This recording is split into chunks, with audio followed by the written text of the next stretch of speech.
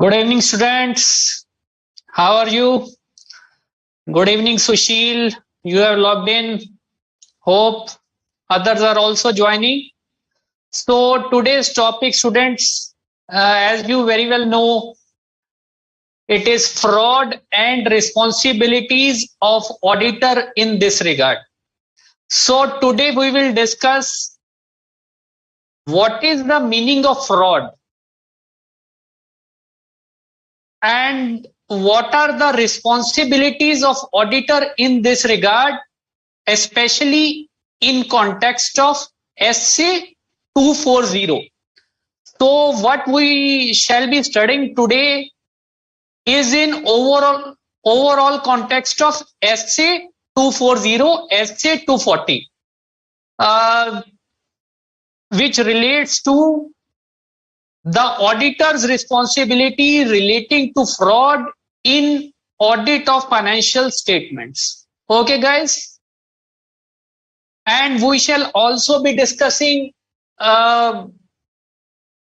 duties of auditor in context of SA 240 and also specifically reporting requirements of fraud in accordance with the provisions of Companies Act 2013, especially in the context of companies. Okay, so we shall be starting.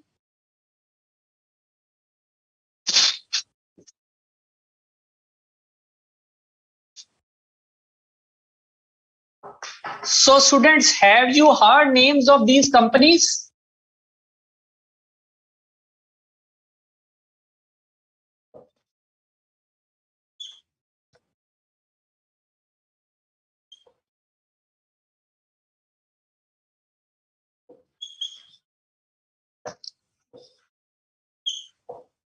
Students, have you heard names of these companies? Has anybody of you heard names of these companies? What is common among these companies? Can you tell me what is common among these companies?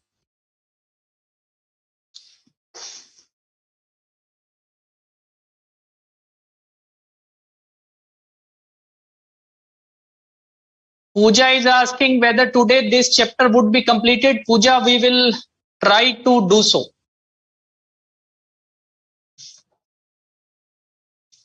Satyam Computers and names of two more companies are written. What is common between these two companies? Have you heard names of these companies? Guys, in these companies, major frauds had occurred in past periods. Okay, like in this company, fake revenues. In case of Satyam Computers, fake revenues were shown, fake sales were shown from the overseas clients of the company, and it was also shown to the auditors that in fact payments were also received from those companies, and fake bank certificates were produced to the auditors for their verification that the company is holding so much balance in some account located in some overseas country in respect of payments received from buyers situated in that country. Okay. Similarly, in this case, in second stated case, the company did not disclose huge bad debts which were present in the financial statements, leading to what?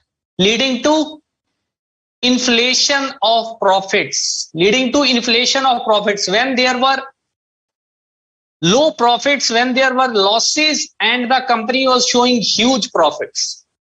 And in another case, loans received were booked as sales. Okay, by employing some accounting loopholes. So these are examples of frauds. So what does fraud mean, guys? What does fraud mean? Generally, you have heard the name in so many times in newspapers, in TV debates. You are hearing fraud.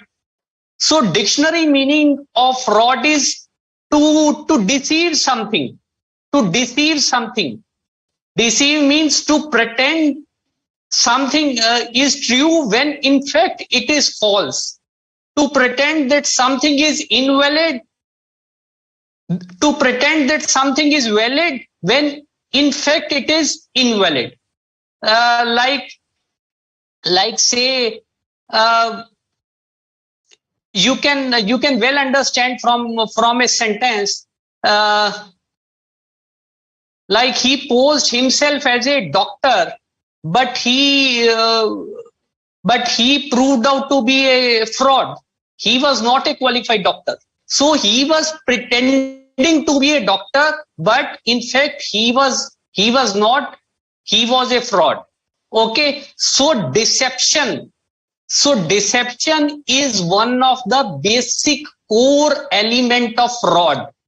Deception, धोखा. Deception किसी को ये समझाना कि ये सच है जबकि वो झूठ है. Okay, so in plain common sense, in plain Hindi, you understand what is the essential component of fraud. Deception is one of the essential component of fraud. Okay, so now we will be studying a meaning of fraud as defined in essay 240, because we are concerned with fraud, with study of fraud in context of auditing. In context of auditing only, how auditor is concerned with this, how it can lead to material misstatements in financial statements, what are the reasons behind it, and what is the duty of auditor in this regard in accordance with essay 240. Is auditor duty bound to dig out fraud? How he would be liable if, say, after giving his report some fraud is discovered later on? So all these questions we shall try to learn, we shall try to study, and we shall try to answer. Okay, guys? So is it clear? Is it clear to you?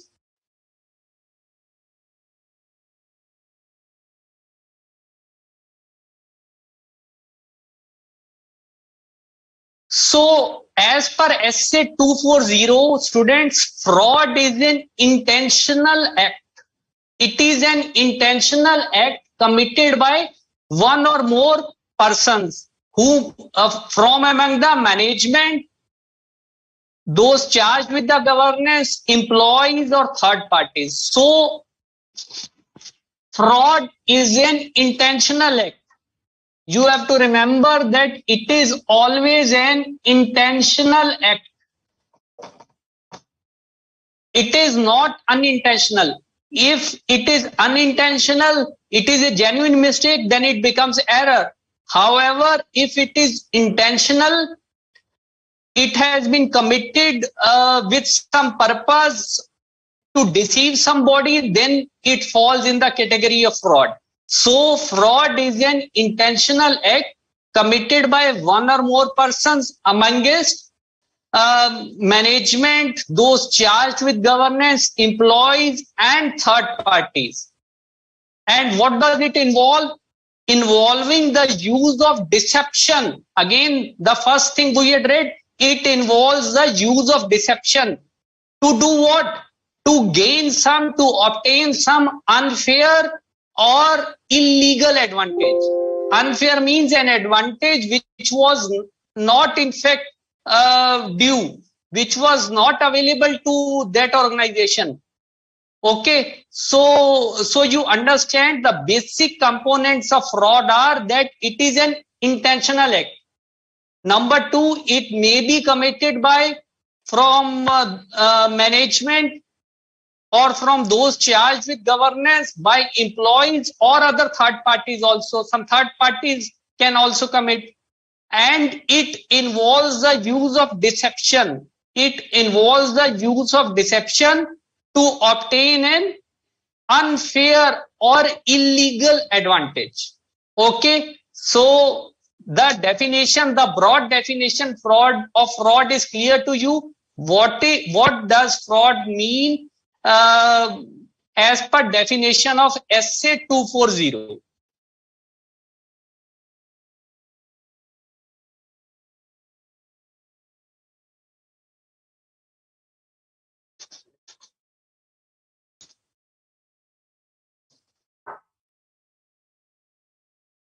So, as you know, that fraud can lead to material misstatements in the financial statements. So, there are two kind of misstatements which are relevant to the auditor resulting from fraud. Now, what are those two kinds of material misstatements? These misstatements could be due to two reasons. These could be either due to fraudulent financial reporting.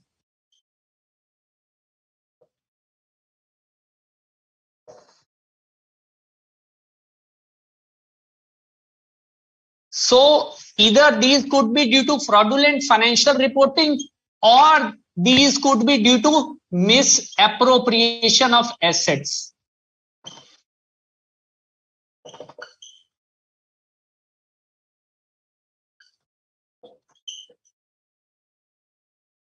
So clear?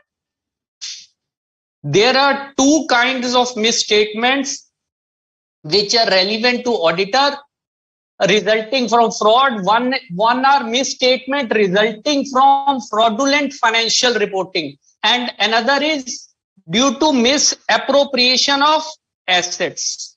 Okay. So you would say what is fraudulent financial reporting and what is misappropriation of assets. Now we will also discuss what falls under fraudulent financial reporting and what falls under misappropriation of assets. But before discussing what falls under each category, we shall also discuss why do the management, or why do the employees, or why do people charged with governance or somebody else would be committing a fraud. So what could be the reason behind it? So three reasons have been discussed. Now these reasons are, so everything guys we would be discussing in this chapter, in chapter 5, is broadly in context of SA 240. So I would not be repeating again and again SA 240. You have to understand that whatever is being discussed today is in overall broad context of SA 240. Okay. So one reason could be incentives or pressures, and second reason could be perceived opportunity.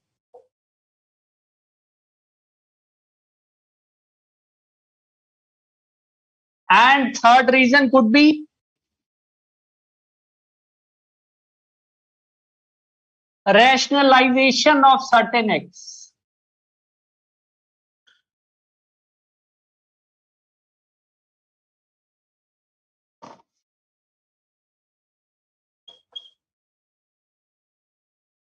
Now incentives or pressure. Now what do we mean by incentives or pressure? Say the management of a company, it wants to present a rosy picture of its state of affairs, where in fact the company is making losses. It might want to present rosy picture of its state of affairs to say bankers, or to say public at large if it is a listed entity. Okay. It might want to present rosy picture to banker to avail more loans, to avail more credit facilities. Okay. So, or it might be under pressure in the face of stiff competition in the market. Okay. Or some employees in the company, they might be under the pressure to meet, say, some stiff targets. if they are not actually meeting those stiff targets, and they might want to hide their incompetencies by committing fraud, by fudging some figures. Okay, so these kind of activities fall within the heading of incentives or pressures. Now we come to perceived opportunities. Perceived opportunity means when somebody, some person sees some opportunity in something. Perceives means he judges, he perceives it that there is some opportunity. He senses that there is some opportunity, that that by bypassing those controls or by bypassing those rules, he can make a quick monetary gain. But he in the process, he will also not be caught. Okay, so then he would be tempted to make to commit a fraud. Okay, so you understand what do we mean by perceived opportunity. Now third thing would be rationalization of certain acts. Look, some people are used to dishonest culture, to doing unethical things, like certain, even some managements are used to do unethical things. They do not follow a culture of based on ethics, integrity, and honesty. And similarly, some employees, even they might do some dishonest acts, or they might commit some fraud. They would say, okay, this happens, it doesn't make any difference, it happens. So they although they know that they are doing some dishonest act, that they are doing some unethical act, but they tend to justify it on by one reason on another. Okay, so you understand all these factors. You understand all these factors. These three factors are incentives or pressures. Number two is perceived opportunity, and number three is rationalization of certain acts. Okay.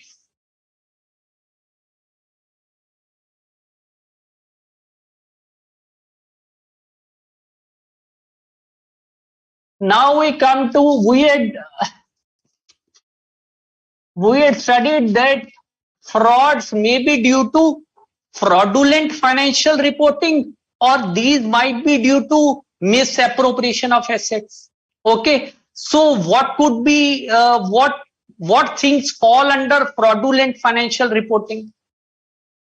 So first we will discuss fraudulent financial reporting.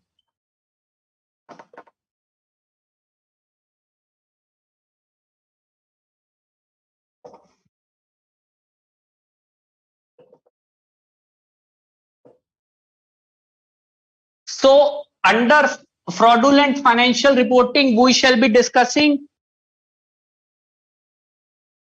manipulation of accounts,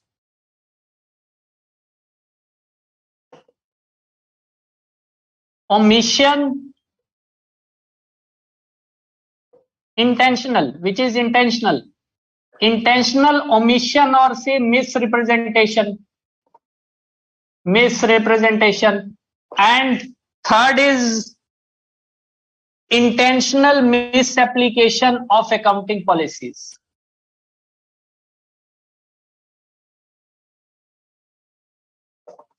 Intentional misapplication of accounting policies. Now first thing is manipulation of accounts.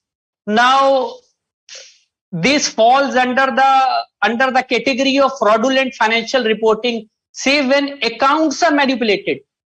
Now this can be done in many ways. Accounts can be manipulated in many ways, like you will say, give us examples, like booking bogus purchases and booking bogus expenses. Some expenses are booked in the financial statements, or say purchases are booked in the financial statements which have in fact not been actually incurred, which have not been actually made. So why somebody would be doing it?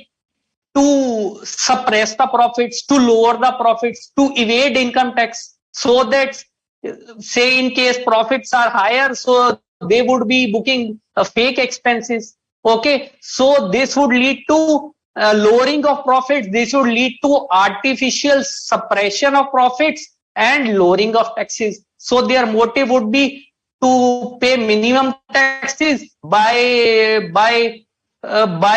booking bogus expenses and suppressing the profits. Okay, another way could be by increasing the sales.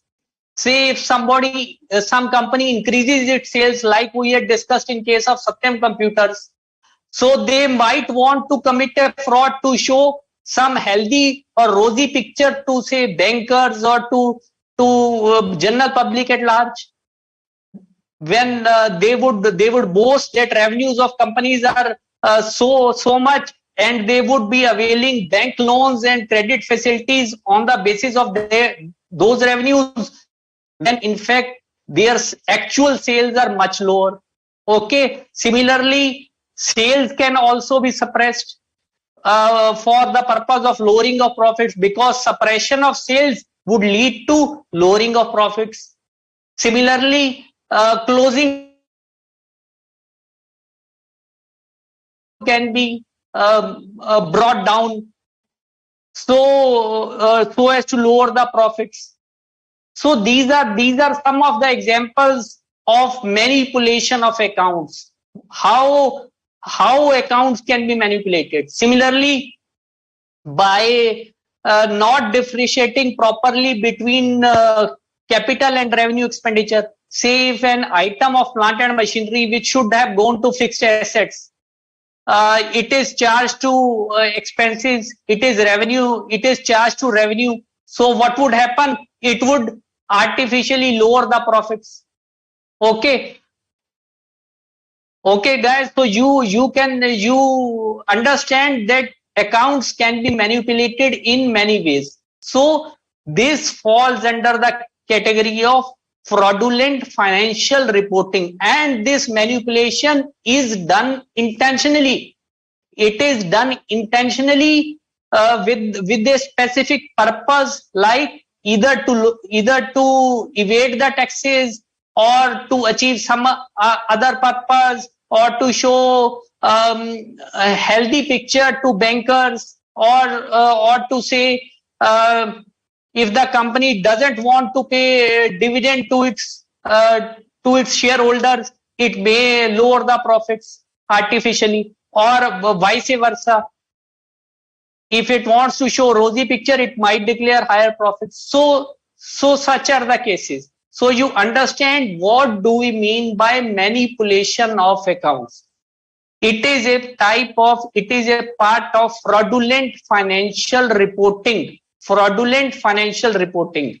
And second thing is omission, intentional misrepresentation. Say if the company deliberately, intentionally, it omits some information, like it knows that there are some liabilities which are there in the balance sheet, but it does not, the management does not pass those entries, and it misleads the auditor that there are no such liabilities. Like say there might be bad debts, certain debtors might be bad, no realization is to come from those debtors, but management might not make a provision for these bad debts. So this is intentional omission.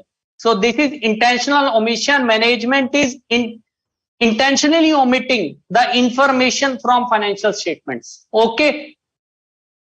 And third thing is intentional misapplication of accounting policies. That certain application policies, the management knows that what are the correct accounting policies to be followed, that these are required to be followed for preparation of financial statements, but in fact to manipulate, to mislead the auditor, it does not follow correct accounting policies. Okay, so it might lead to suppression of profits, or it might lead to inflation of profits, as the case might be. Okay, guys. So you understand what do we mean by fraudulent financial reporting? Please let me know, guys. Fraudulent financial reporting.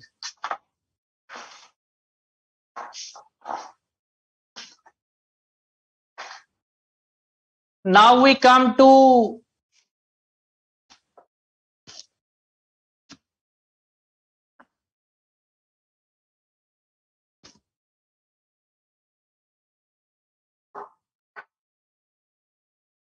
misappropriation of assets.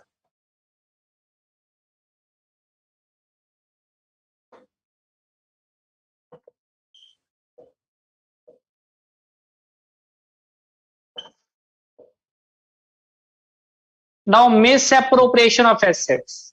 It means to appropriate assets in a wrong way. Okay, to misappropriate. Now, there are two subcategories of misappropriation of assets. One is misappropriation of goods,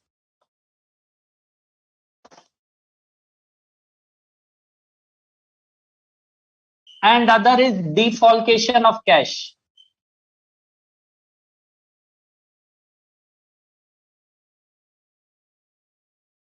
Misappropriation of goods and defalcation of cash. Now, first now we will discuss defalcation of cash. Now, how cash can be defalcated? How cash can be defalcated?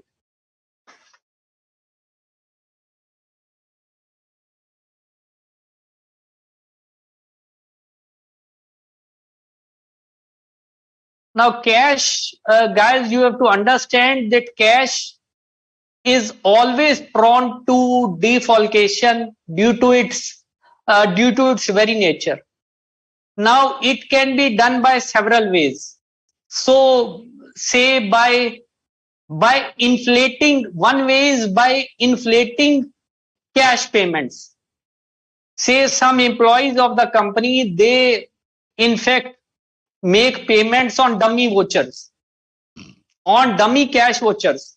They make payments on dummy cash vouchers when in fact that expense has not actually been incurred, but by preparing fake cash vouchers, they make payments and pocket away with the cash, bypassing all the controls. Similarly, they can you can say they can show dummy workers on the payrolls of the company, and cash might be defalcated in this way. So by inflating payment side, by increasing the payment side, by increasing the cash payments, cash is defalcated.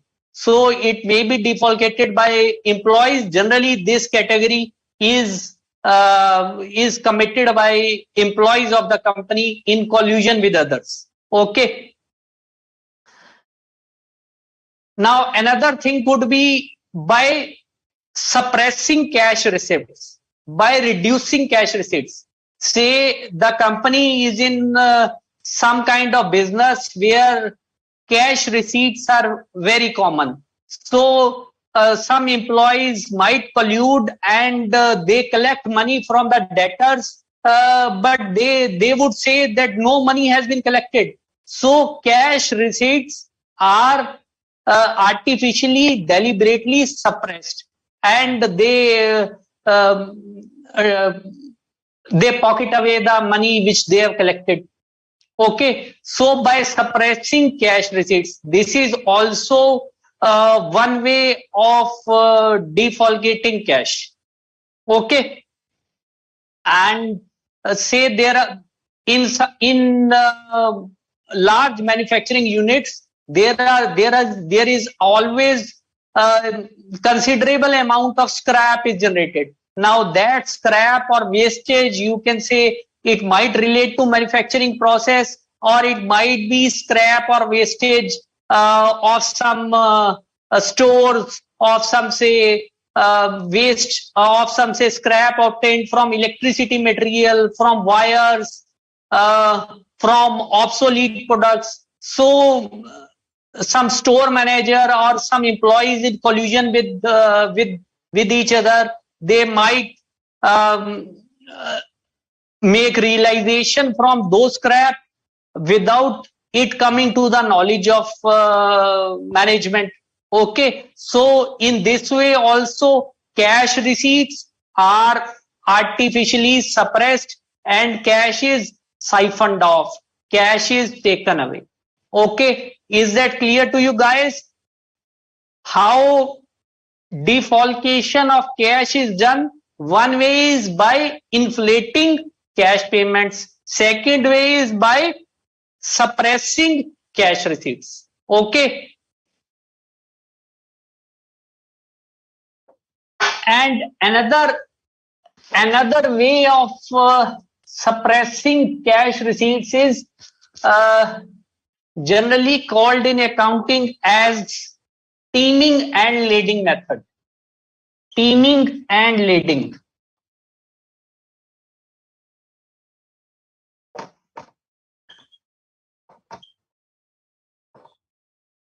Now, what is this method? Teaming and lading method. By this method also, students, cash receipts can be suppressed. Now we again take the example of the company engaged in sales which are mostly in cash.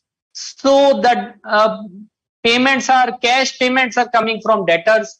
Now what some employee does is that he siphons off cash receipt from say one debtor, and later on when he receives money from other debtor, that money is credited in the account of first debtor to show the management that payment is coming, when in fact he has siphoned off money of that debtor, and in fact he has credited money of some other debtor in the account of earlier debtor.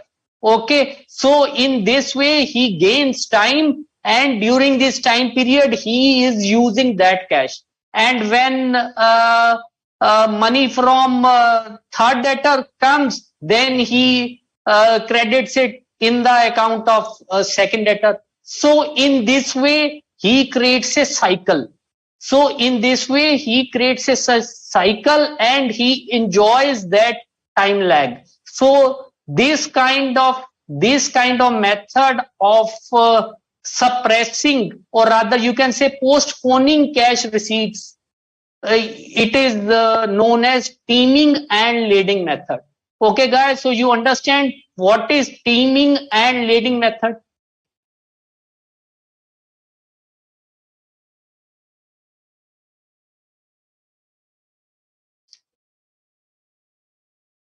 So Sushil Kumar is saying, what do you mean by suppression? Suppression means, Sushil, to lower down.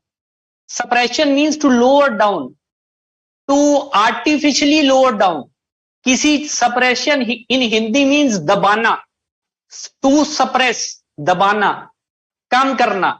Okay, so you understand what do we mean by suppression, and its opposite is inflation, बढ़ाना, inflate करना.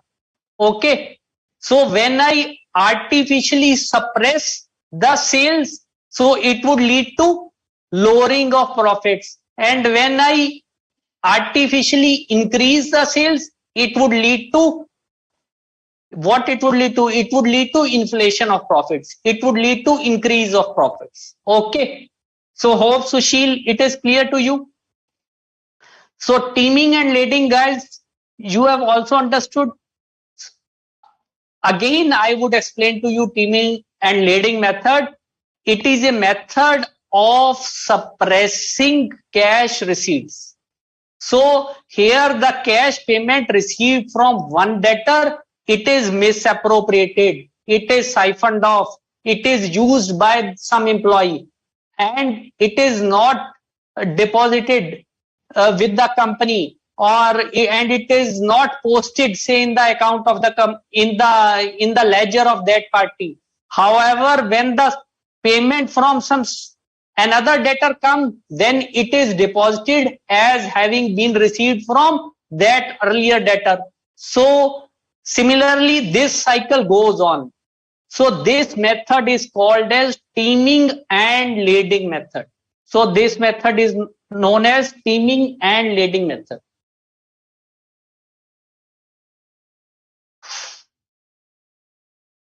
Okay. Okay, students. So is it clear to you?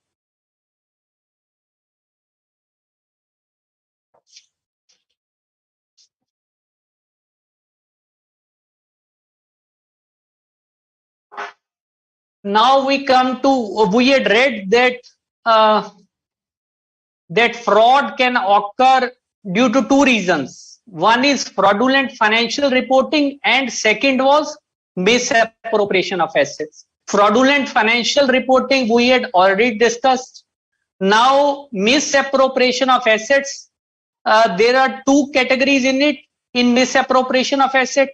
One is misappropriation of goods, and second is defalcation of cash. Now, defalcation of cash we have discussed right now. Now we will study what do we mean by misappropriation of goods. Misappropriation of goods.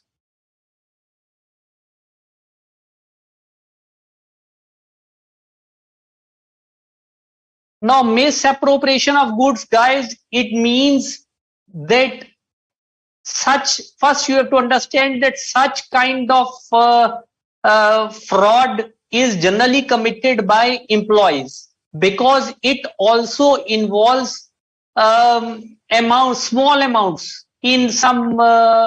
um, in some very small amounts, so that their higher ups do not know, like I had given you the example of scrap. So realization from scrap can be scrap is also a good, is also termed as a good. So in such way the employees might commit small thefts, or you can say pilferage. They commit certain kind of pilferage, and this falls in the category of misappropriation of goods. Now, for this, to avoid misappropriation of goods, the management has to develop a sound internal control system, so that stock at each location is physically verified from time to time, and it is also reconciled with accounting and stock records. Okay, so the management usually tries to build a strong internal control system regarding all items of inventory. Okay, so you understand that if the goods are being appropriated in substantial amounts, then the employees committing such kind of misappropriation, they would be caught immediately. The fact would be highlighted immediately. However, if such misappropriation is carried out in small amounts over a long period of time, the management may not come to know of this misappropriation happening. Okay, so therefore the management tries to build a strong internal control system over the inventories. Okay,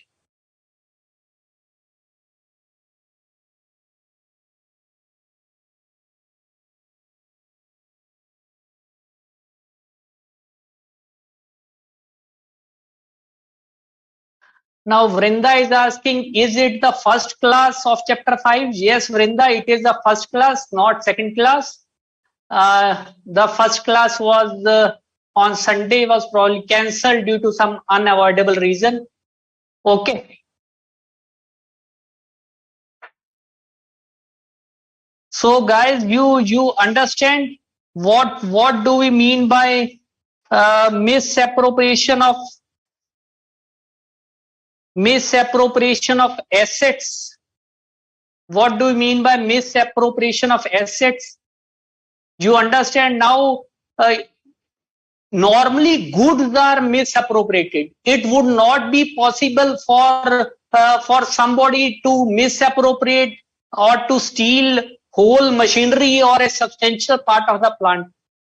Okay, so that is why I have told you that this is usually carried by some dishonest, unscrupulous employees in small amounts, in small quantities. Okay.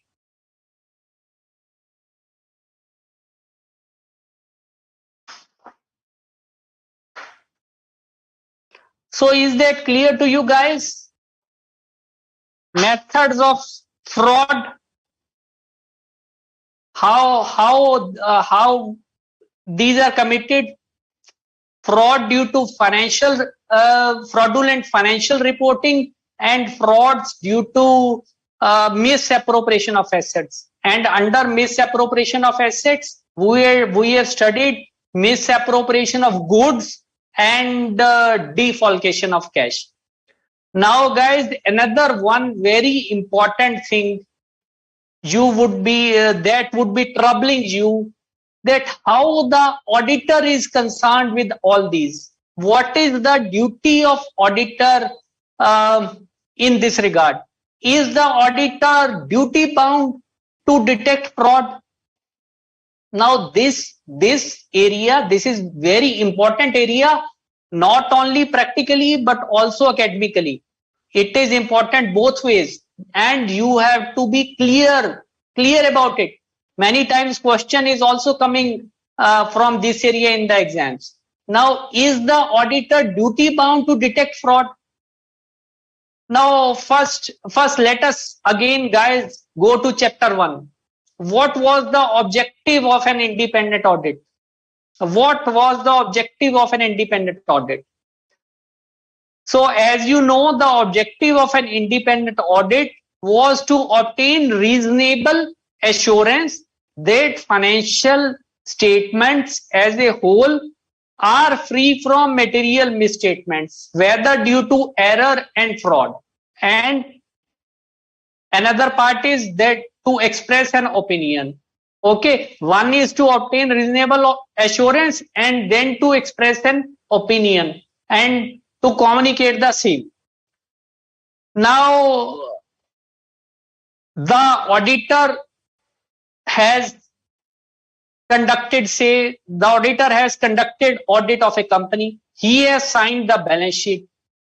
He has given his audit report. He has expressed his opinion also. Say he has given a clean report. He has given an unqualified report. He has given a true and fair sort of view that no material misstatements are there. But say after 1 year, subsequently, some fraud is discovered in the company. Okay, of that period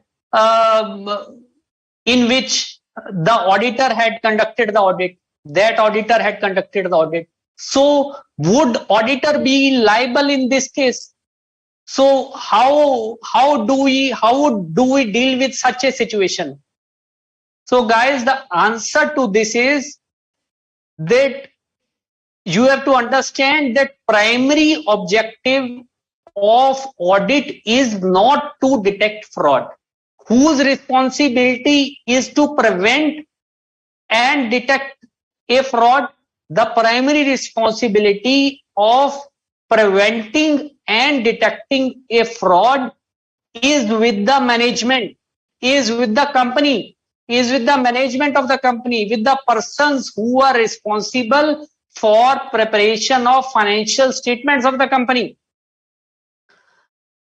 Now the auditor, during the course of audit, he has to conduct the audit in accordance with standards on auditing, in accordance with the essays, and he has to apply all those audit procedures which are required to be adopted. Now say he has applied all those audit procedures, And even those audit procedures, he has diligently done his work with due care and skill.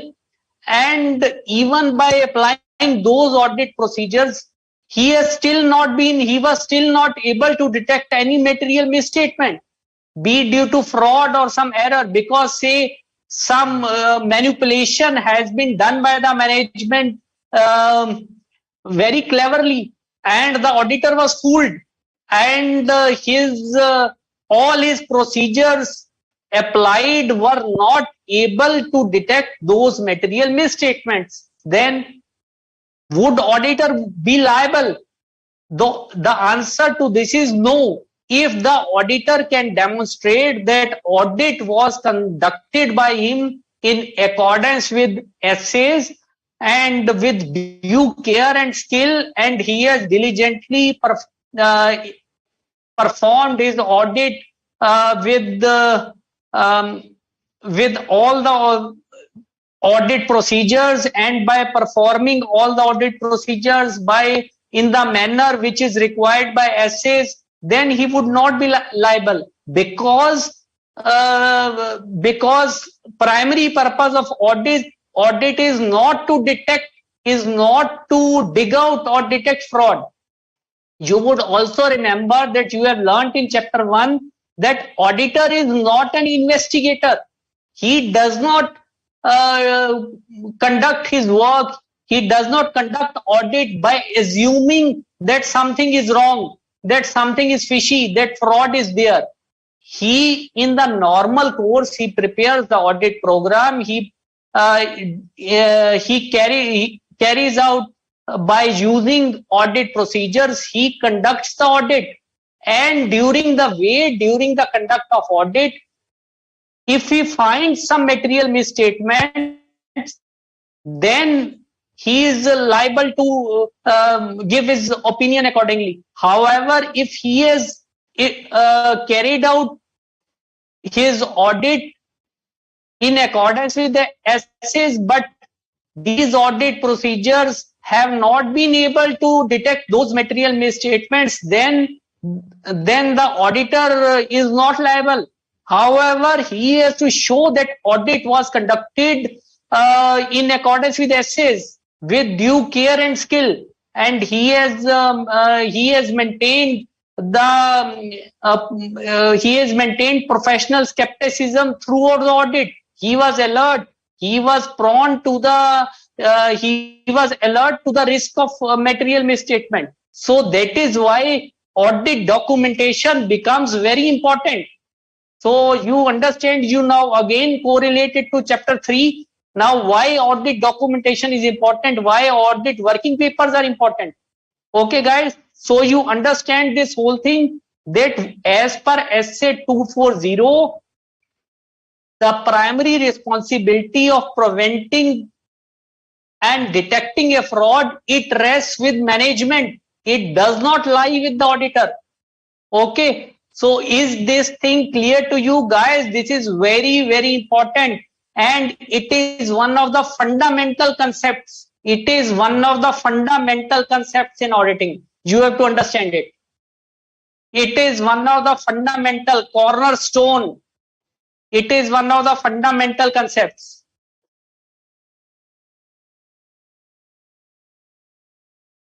Please let me know, guys.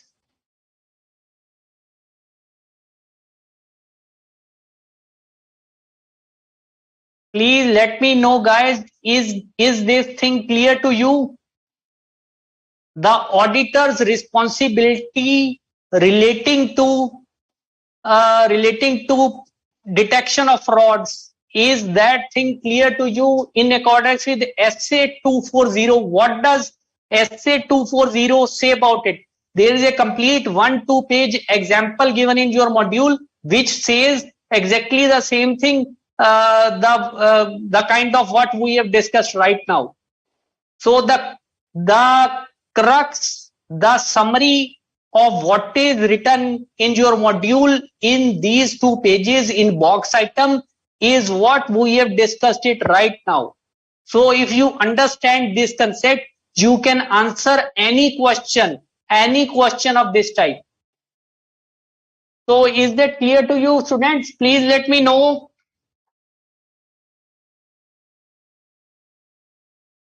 And two more related points are there. One point is that risk of not detecting a material misstatement from fraud is always higher than that of an unintentional error. Now, guys, you have to understand that risk of not detecting material misstatement.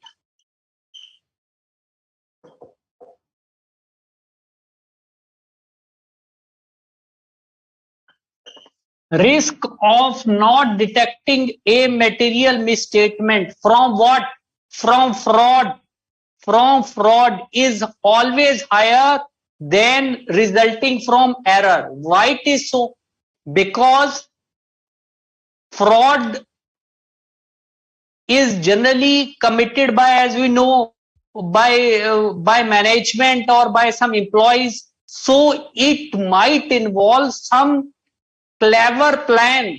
It might involve some carefully laid out scheme of things, so that when the auditor conducts the audit, his procedures are not able to detect those kind of misstatements, those kind of fraud which are hidden in the financial statements, which are embedded in the financial statements, and the auditor might be deceived. We had already discussed deception is essential component of fraud. That fraud always involves use of deception to make somebody believe that it is true when it is false. Okay, to make somebody believe that it is valid when it is invalid. Okay, so the risk of not detecting material misstatements from fraud is always higher than risk resulting from error, because errors are always unintentional. These are always judgment mistakes. These are always genuine mistakes, not judgment. These are always genuine mistakes. And frauds are deliberately committed to achieve some objective or to hide something. Okay, so is that clear?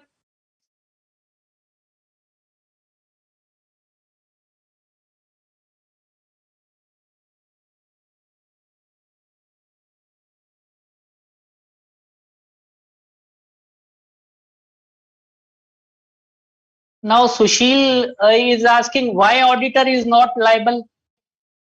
So Sushil, why do you want to embrace more liability? Because the system is such that it is only making you liable. It is only asking you to show that you had conducted the audit in accordance with what is prescribed in essays, by applying those procedures, by following what is prescribed in essays. Auditor is bound by standards on auditing. So uh,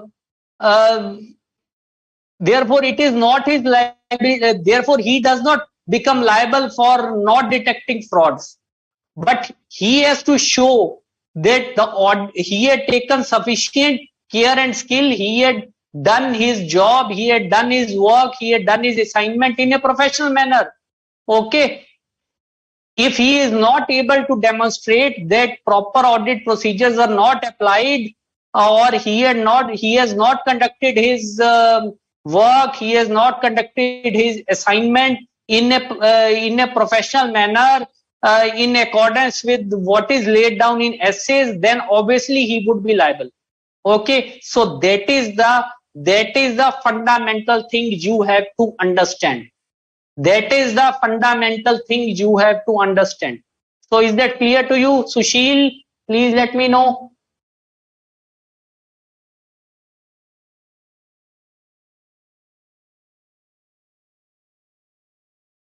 And one more related thing is that again, risk of material misstatement, risk of not detecting a material misstatement from management fraud is always greater than employee fraud.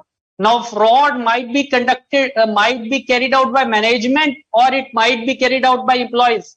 So, you can well understand, if the management itself is involved in committing a fraud, then such a fraud would be of enormous amount. Such a fraud would be huge, and because management itself is involved and they are committing the fraud to achieve some objectives, so definitely they would use all kinds of deceptions uh, to fool the auditor.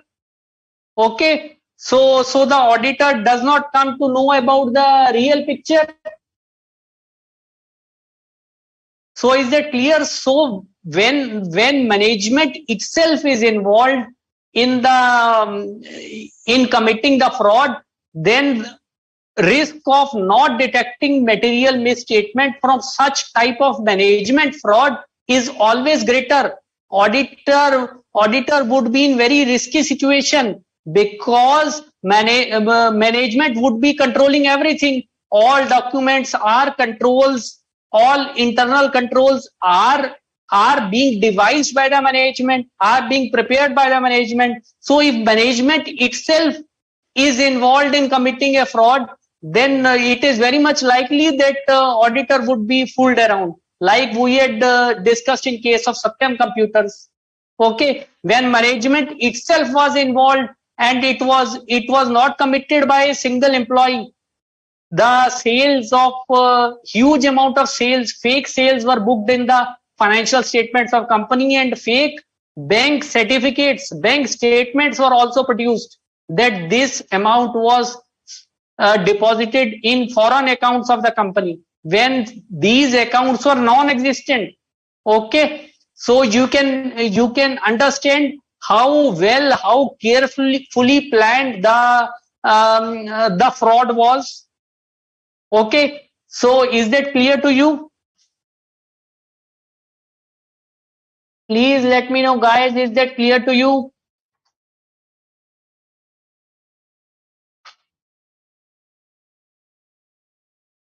Yes, let me know. Students, is the topic what we have read up till now, is it clear to you, so that we can have a glance from the module also? We can have a glance from the module also. Please let me know if the same is clear to you. Yes, waiting for your replies.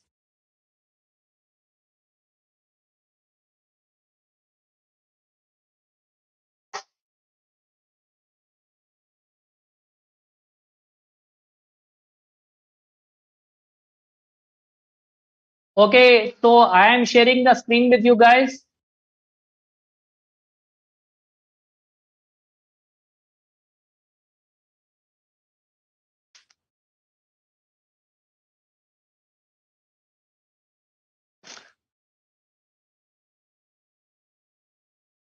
So we are on the first page. Now it states meaning of fraud. Now as per essay 240, as per essay 240, defines the term fraud as an intentional act by one or more individuals, among whom? Among management, among those charged with governance, employees or third parties, involving the use of deception to obtain an unjust or illegal advantage. So again, we have read all the components of this definition in detail. Involving the use of deception to obtain an unjust or illegal advantage. Okay, so the auditor is concerned with fraud that causes a material misstatement in the financial statements. So two type of intentional misstatements are relevant. Misstatement resulting from what? fraudulent financial reporting, and another is misstatement resulting from what? Misappropriation of assets. Okay, clear?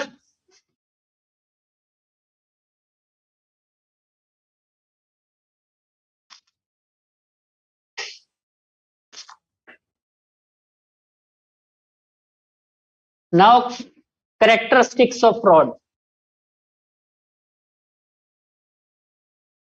Now, fraud is intentional. This you have to understand that fraud is intentional. It is always intentional. So, and what is the difference between fraud and error? Difference between fraud and error is of intention. So, if the misstatement arises due to some unintentional thing, then it is error. But however, if it is intentional, if it has been deliberately done, then it is fraud. Okay, so you understand the difference between fraud and error. And guys, you have to remember that misstatements in financial statements can occur both due to fraud and error, or these can occur either due to fraud or error. Okay, so many times this a 2-mark question has come in the exam, whether it is true or false. Misstatement can occur due to fraud or error, anything or both things or any combination. Okay, so fraud is a legal concept. Fraud, two things. One is fraudulent financial reporting and another is misappropriation of assets. And misappropriation of assets again consists of two things: misappropriation of goods and defalcation of cash. Okay, so that is clear.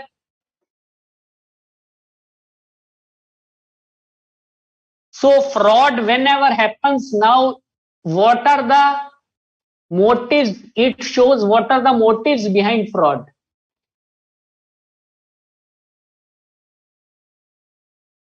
One is incentive or pressure to commit fraud, to commit fraudulent financial reporting. Say any kind of fraud, it consists of four things. You can make an acronym IPPR.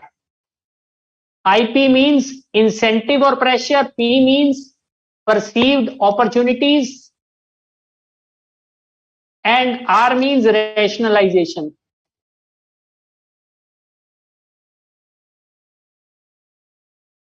Okay, so perceived opportunity, we had also discussed that if somebody, a perceived opportunity to commit fraud exists when an individual believes internal control can be overridden, that he would not be caught, he is in a position of trust and he knows what are the deficiencies in internal control and he can bypass those controls. So obviously there would be a opportunity. He would see an opportunity in it to make quick bucks. Okay. Now, the third thing is individuals may be able to rationalize committing a fraudulent act. Some individual possess an attitude like they are unki nature hi aisi hai. Some people are like this only. They would always commit dishonest act. They would never act ethically. Okay. So, and they would again justify such things. They would say, aise hi hota hai sir. So they are like this only. So you understand? You understand, guys?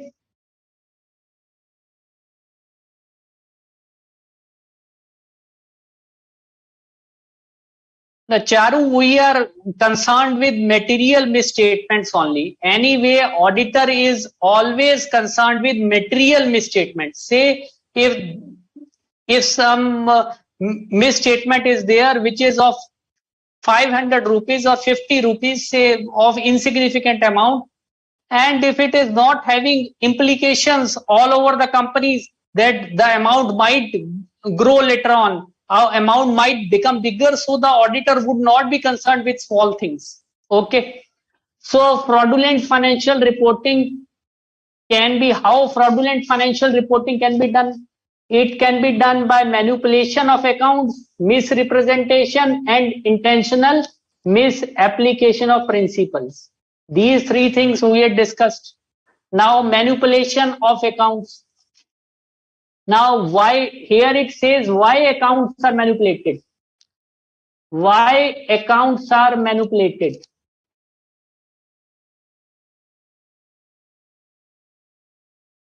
Now it discusses reasons. So why accounts are manipulated? So this type of fraud is generally committed to, number one, to avoid income tax or other taxes.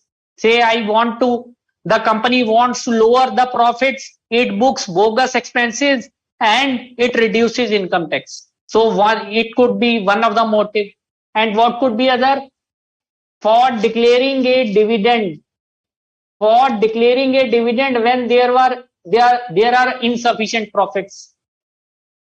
Okay, so in fact the profits are not there, but company has shown more profits to declare dividend to shore up its share price.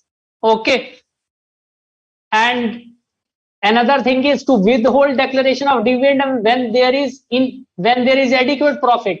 So reverse of first point. Actually, there are adequate profits, but the company does not want to pay dividend to shareholders. So what it does, it reduces the profits so that shares can be purchased at lower rates by some selected person. Okay. So similarly, the point is, that in case of listed companies, a certain amount of managerial remuneration is paid to the key management personnel with reference to net profits. Okay, certain percentage is paid. You might be reading in your company laws. So the company might be tempted to increase its profits so that directors or other managerial persons, they might receive high managerial remuneration. So such kind of things. Now again, this type of fraud can be committed by inflating or suppressing purchases and expenses. Now if I inflate the purchases, if the company inflates the purchases, so what would happen? Profit would be lowered.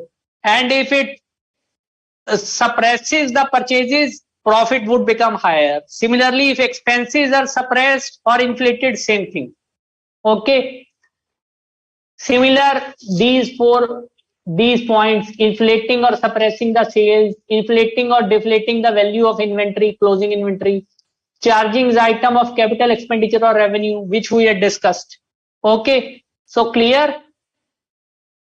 Now, it also states that fraudulent financial reporting often involves management override of controls that otherwise might appear to be operating effectively. Students, we had discussed that fraudulent financial reporting is generally done by management because the management is in a position to override the controls, because controls are devised by the management and they have the key, they know, so they might be involved in doing some unethical things like altering records and like recording fictitious transactions and omitting some liabilities, omitting some expenses, concealing, not disclosing facts. So general things. Okay.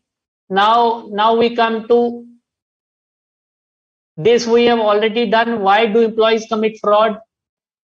So again, it is same thing. Financial obligation, management unrealistic goals. Okay. Now, second point is misappropriation of assets.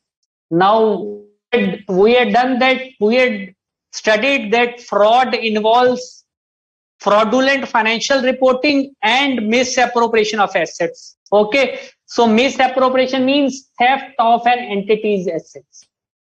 Theft, and is often perpetrated by employees in small and immaterial amounts.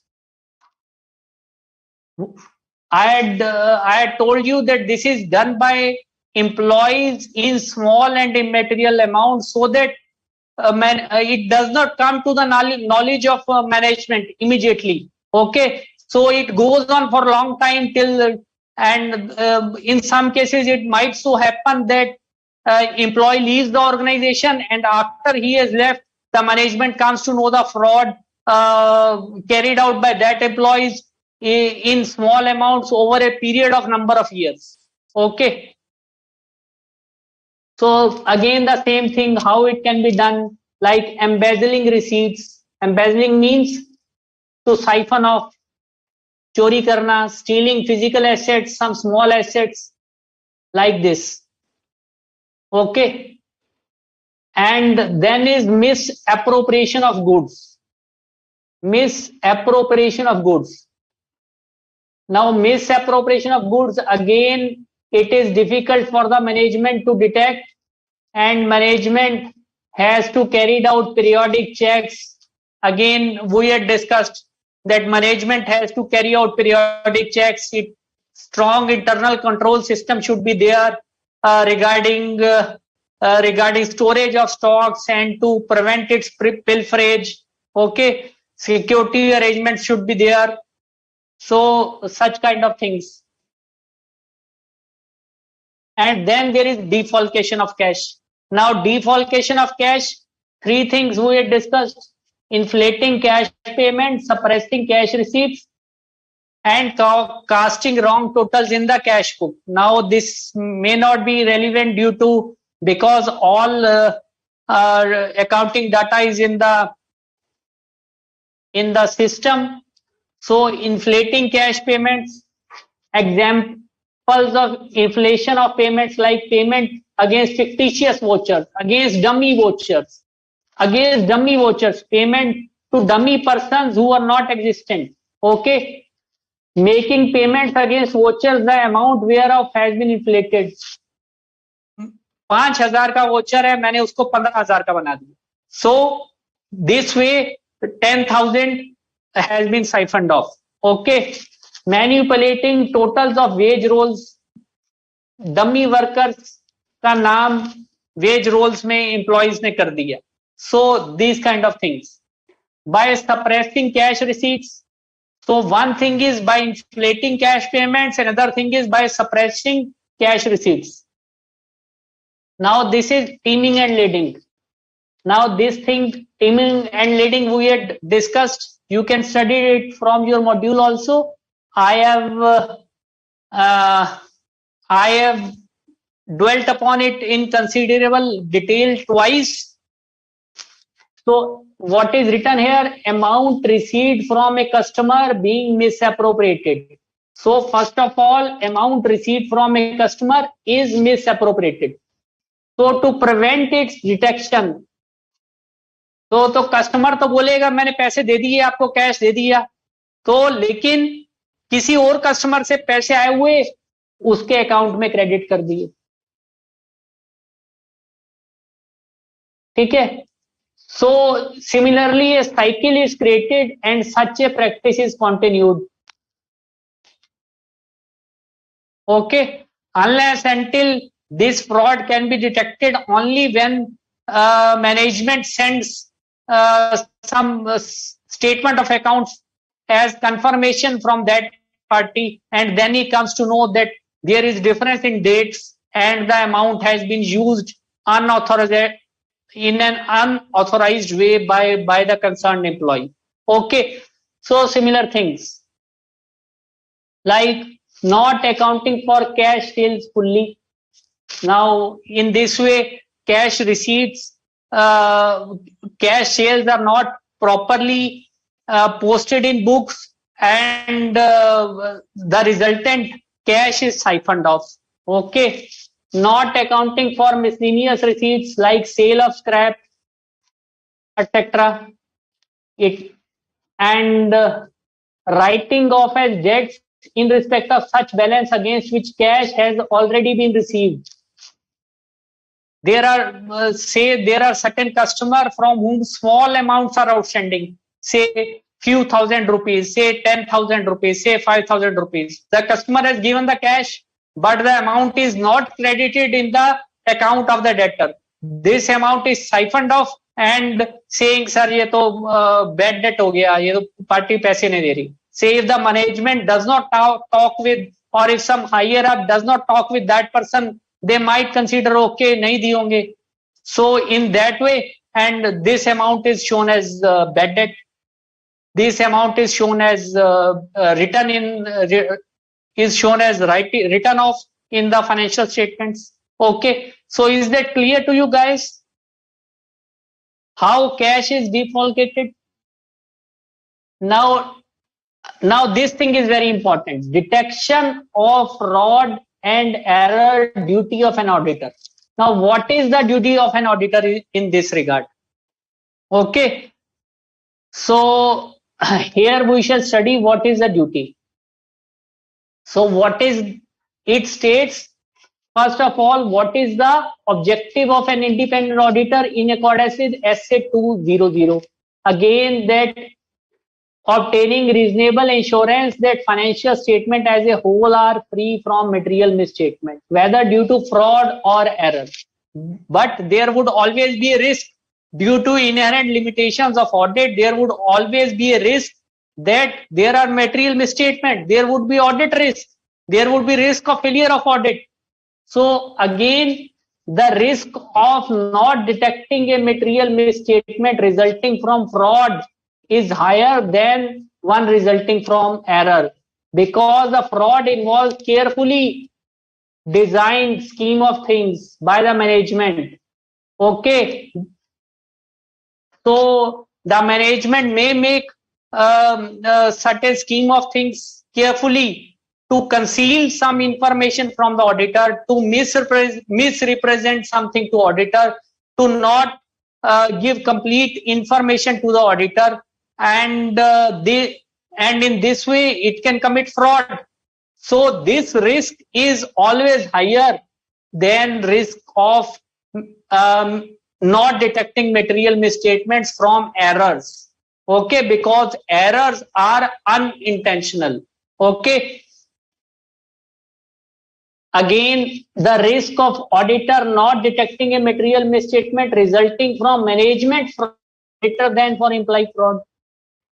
Again, due to the same reason, because management is in a position to directly override the controls, to manipulate the records, to present fraudulent information. So that is why this risk, the risk of fraud committed by management is greater than risk of not detecting a material misstatement in respect of fraud committed by employees, because in case of say 1 or 2 employees, they might not be so clever, or they might not have so much authority to change entire records or to bypass all the controls, whereas management has got all such powers. Okay.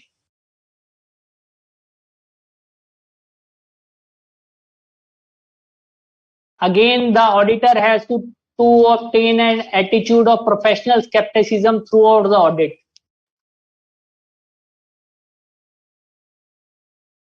And now these are examples which we had discussed.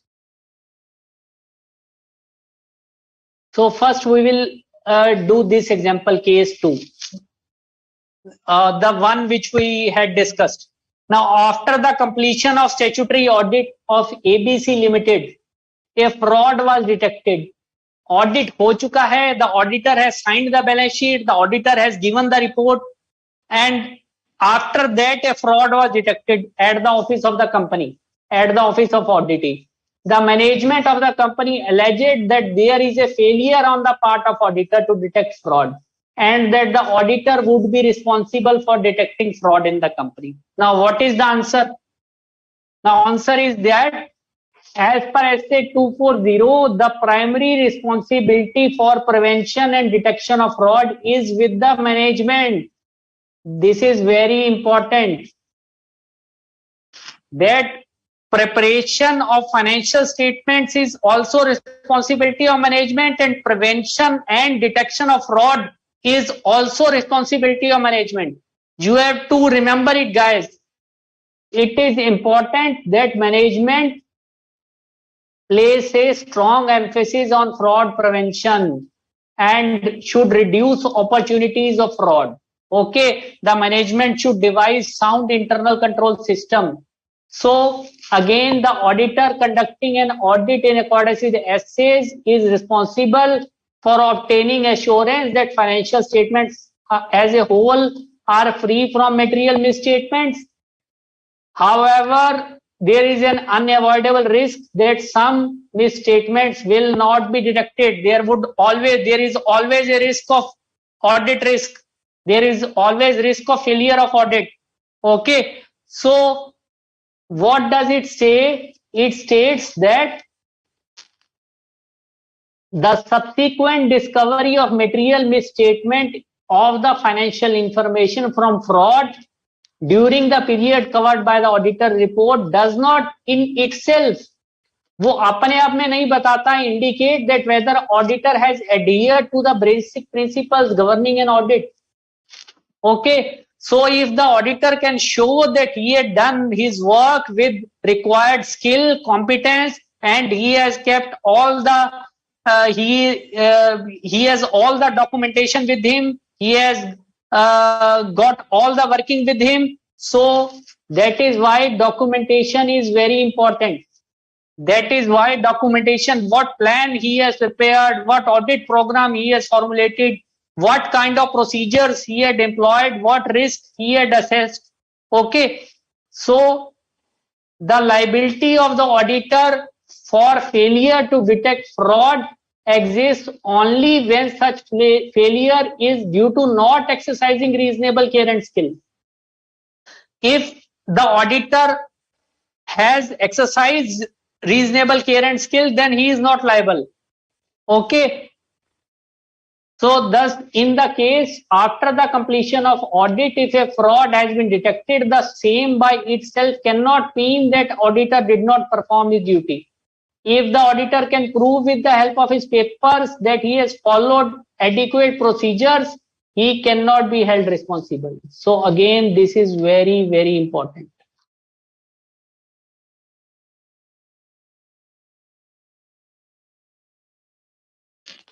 So again, this thing is clear to you, in which case auditor is liable, in which case auditor is not liable, and risk of material misstatement from fraud is always higher than risk of material misstatement from errors, and risk of material misstatement from management fraud is always higher than risk of material misstatement from employee fraud. Okay, so are these things clear to you, guys? Send on your mails, guys. Are these things clear to you? Please let me know. Please let me know, are the things clear to you? Now again, fraud risk factors and possibility of fraud. Again, it's the same things which we had discussed: incentives, opportunities, attitudes. So here in this portion, it gives certain practical examples. Now what are the incentives or pressures? So some practical examples are given, practical points are given which can fall under the incentives, like there is a high degree of competition in the market and profits are lowering, margins are lowering, so company wants to show a rosy picture, or there is some change in technology, or some customers have run away, or there is little demand of the product, so the company might resort to increasing its sales. It might inflate its profits, say because it has taken loans from bankers. It wants to show healthy balance sheet to bankers. So these are some examples of incentives, pressures. So similarly, there are examples of opportunities, some practical examples, of perceived opportunities. Okay, like significant related party transactions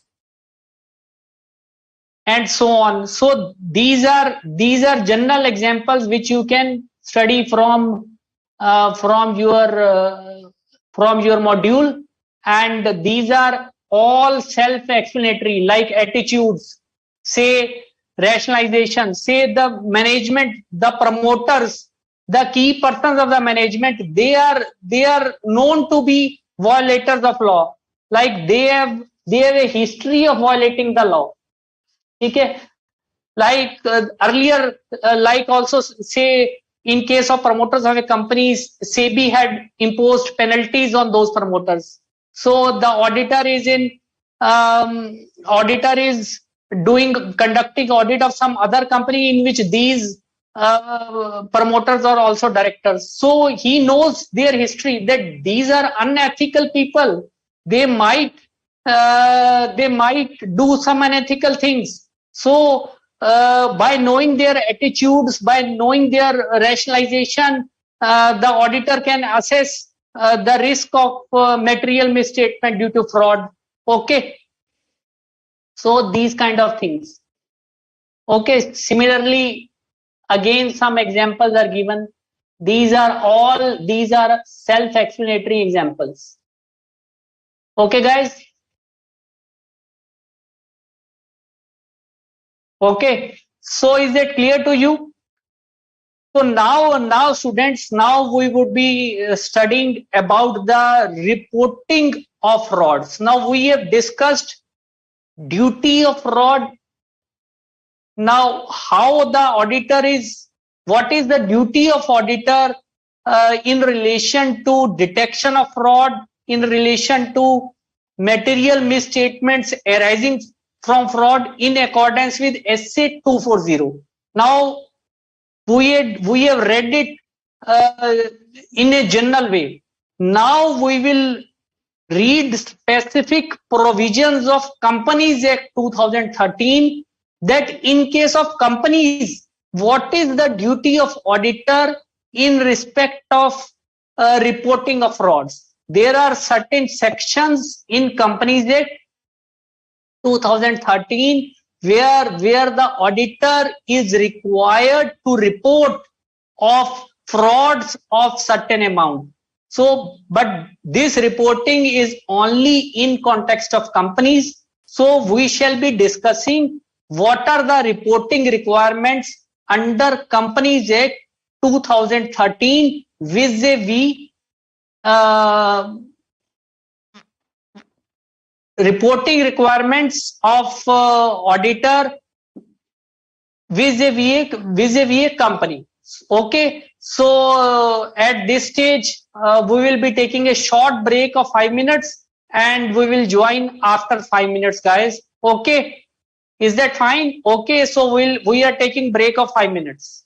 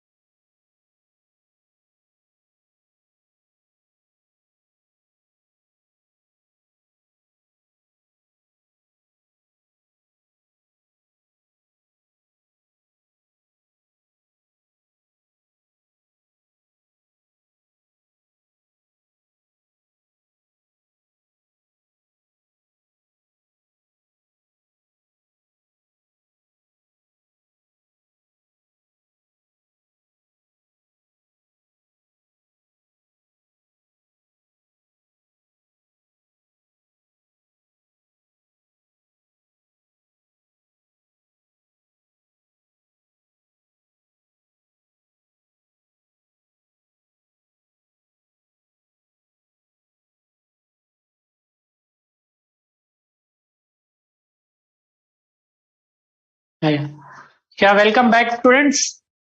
So, Shivam Kumar has asked, sir, how the change in technology can be a reason for fraud.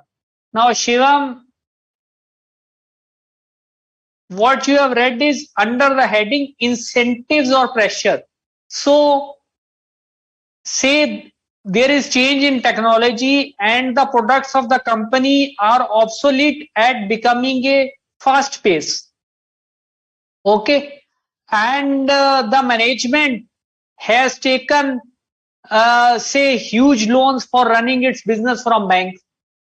But commensurate sales are not taking place because due to change in technology, the demand of the product of the company has reduced. So it might induce the management to indulge in fraud because the management might try to book high sales and show some profits so as to justify the loans it has taken from banks. Okay, so it is a one kind of pressure which is there on the management and it might force the management to commit a fraud. Okay, is that clear to you, Shivam Kumar? Now Surbi has asked what is the meaning of vis-a-vis. Vis-a-vis means Surbi. It is a general word used in English language as compared to that. If I compare something with that, so I say vis-a-vis that. Okay. So now we come to reporting requirements of fraud under Companies Act. Now say the auditor of a company. Now here what we are talking about is statutory auditor. Here what we are talking about is statutory auditor, the auditor who has been appointed of company under provisions of Company Act 2013 to express his opinion on the financial statements of company. He is not internal auditor. Here we are talking about statutory auditor. Okay. So if the statutory auditor during the course of performance of his duties he has reason to believe that some fraud is being committed in the company or fraud has been committed in the company by its officers and employees beyond a certain amount. Now, what is that amount? We will come to it later on. Beyond a certain amount, then he has to report the matter to the central government. To whom? To the central government. So this is prescribed under what? This is prescribed under section 143 subsection 12 of Companies Act. You would be also reading this in your chapter on company audit. However, since this matter relates to frauds, it has also been put in this chapter in a detailed manner. You would also be having a look at it when you would be reading your chapter on company audit. Okay, in second module. So under section 143 subsection 12 of Companies Act 2013, if the auditor of a company has reason to believe, now understand these words clearly, that the auditor during his course of performance of duties as statutory auditor, that he is statutory auditor of the company, he is performing the duties as statutory auditor, and during the course of duty he has reasons to believe, he has good reasons to believe, he has some material in his hand to justify that some fraud is being committed in the company by its employees or officers beyond a certain amount. Now, what is that certain amount? We will discuss later.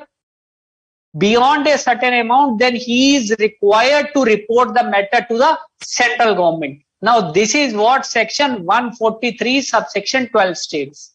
Now, what is the amount beyond which the statutory auditor has report the matter to the central government, and what are his duties in this regard?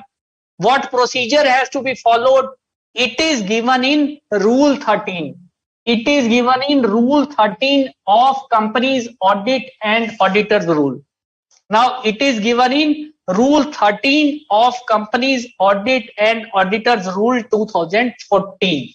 Okay, so you are clear about these two things, that if the auditor of the company, if the statutory auditor of the company in course of performance of his duties has reasons to believe that some fraud is being committed, it is being committed by the employees of the company or the officers of the company, okay, then it has to report the matter to the central government. Okay, now what is that prescribed amount beyond which the matter has to be reported to the central government? This amount is rupees 1 crore or more.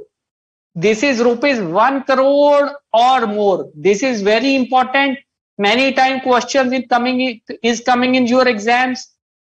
This threshold limit, if some fraud is, if the auditor believes that some fraud is being committed or has been committed by the employees, and he has discovered it, during the course of his duties, it is not already in the knowledge of management, then he has to report it to the central government if the fraud amount is rupees 1 crore or more.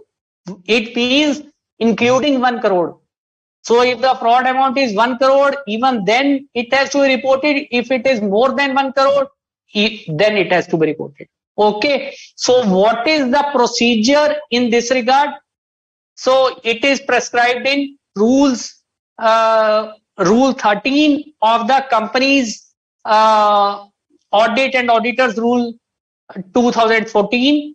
Now say the statutory auditor of the company has reason to believe that some fraud is taking place in the company, say of an amount of rupees 2 crore.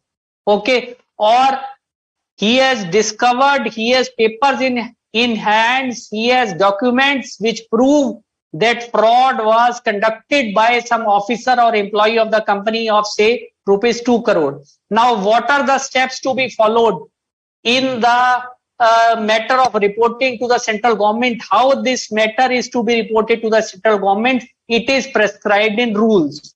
Okay, so what steps he has to take?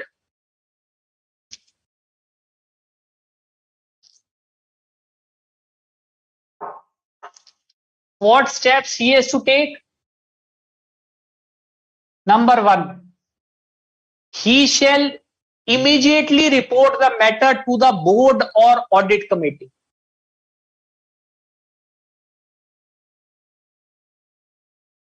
Now this is the procedure. Ultimately he would report the matter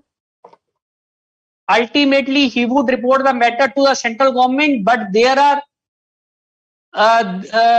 sub rules which provide that this is to be done stage wise, one by one. First he would report the matter to the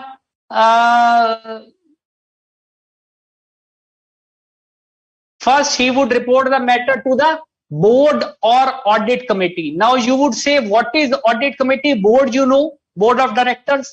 Audit committee, you would be also reading in your chapter on company audit. You can understand that it is a committee of directors which is compulsorily formed by certain kind of companies meeting certain criteria like listed companies and some other companies. And the purpose of this audit committee is to improve standards of corporate governance. Say it reviews related party transactions, and it also reviews auditors' report and what are the comments of auditors on the financial statements, what are their observations. So it is a sort of, you can say, in-house mechanism in a company. Okay, so you would be reading about it in detail in your chapter on company audit. For the timing, you can understand this much. So if there is an audit committee in the company, then the auditor shall report the matter to the audit committee. And if there is If the company is not required to constitute an audit committee, then the auditor shall report the matter to the board. So what is the time frame? He shall report the matter immediately. So he has discovered some fraud in course of his duties. So he shall report the matter to the board or audit committee immediately, but not later than 2 days. But not later than 2 days of his becoming aware of fraud. Not later than 2 days. So he has discovered the fraud, and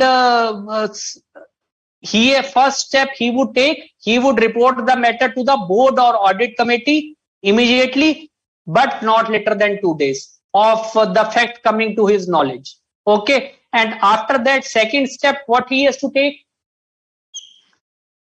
Second step is that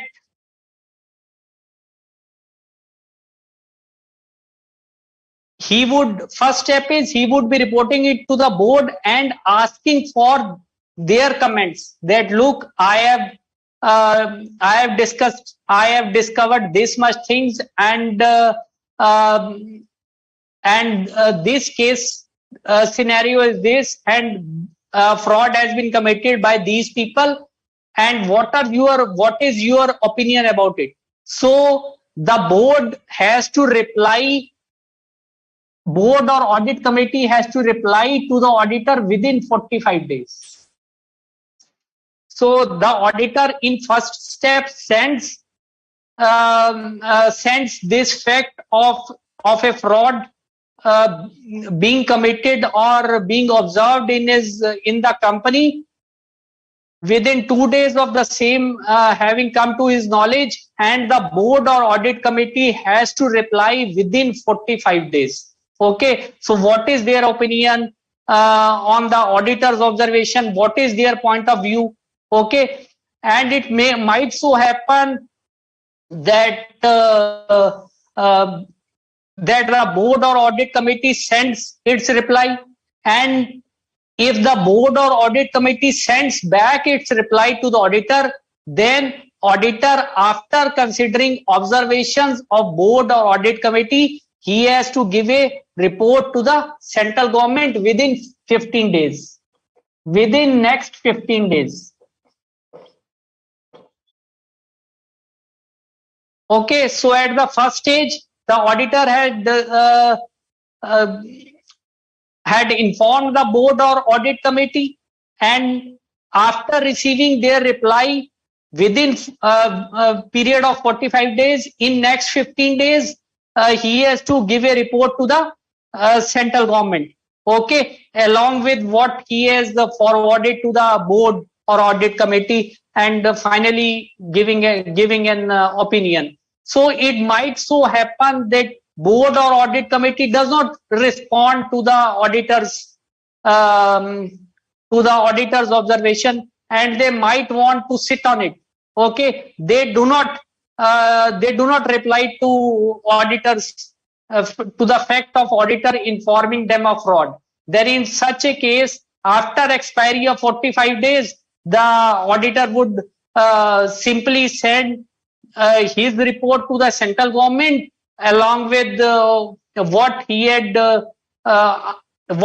sent to the board along with his comments.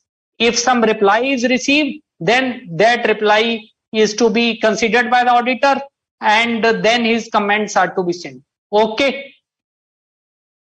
Now, to whom this report has to be sent? Now, that is a pertinent question. That is the important question. We are saying that report has to be sent to central government, but to central government, to whom? To which person? Now, the report has to be sent to Secretary, Ministry of Corporate Affairs.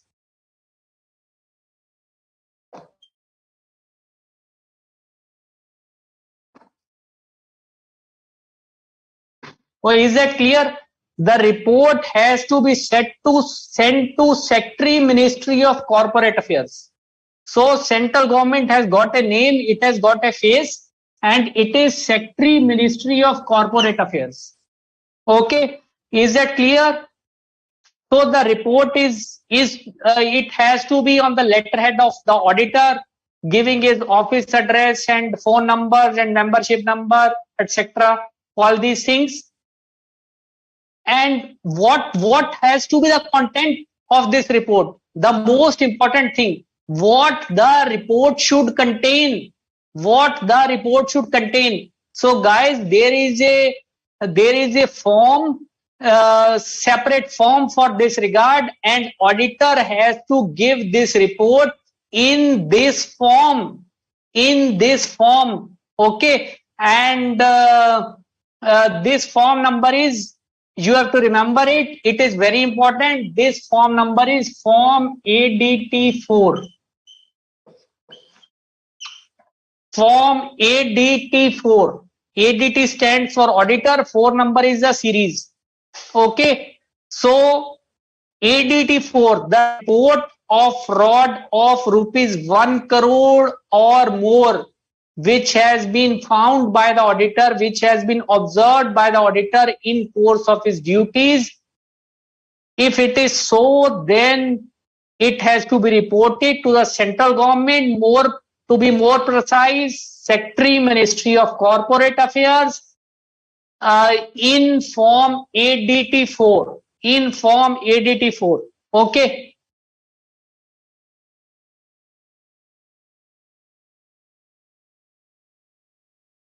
Okay, is that clear to you guys? So what does this report in Form ADT4 contain? You have to understand it. It contains many particulars like what is the fraud amount, who are the parties to the fraud, how the fraud has been, is the modus operandi. Okay, so we will also have a quick look at how does Form ADT4 look like. Guys, you have to remember two things: Form ADT4 and amount of rupees 1 crore or more. Both things are very important. And now I will show you how does Form ADT4 look like. Okay, I will share the screen with you.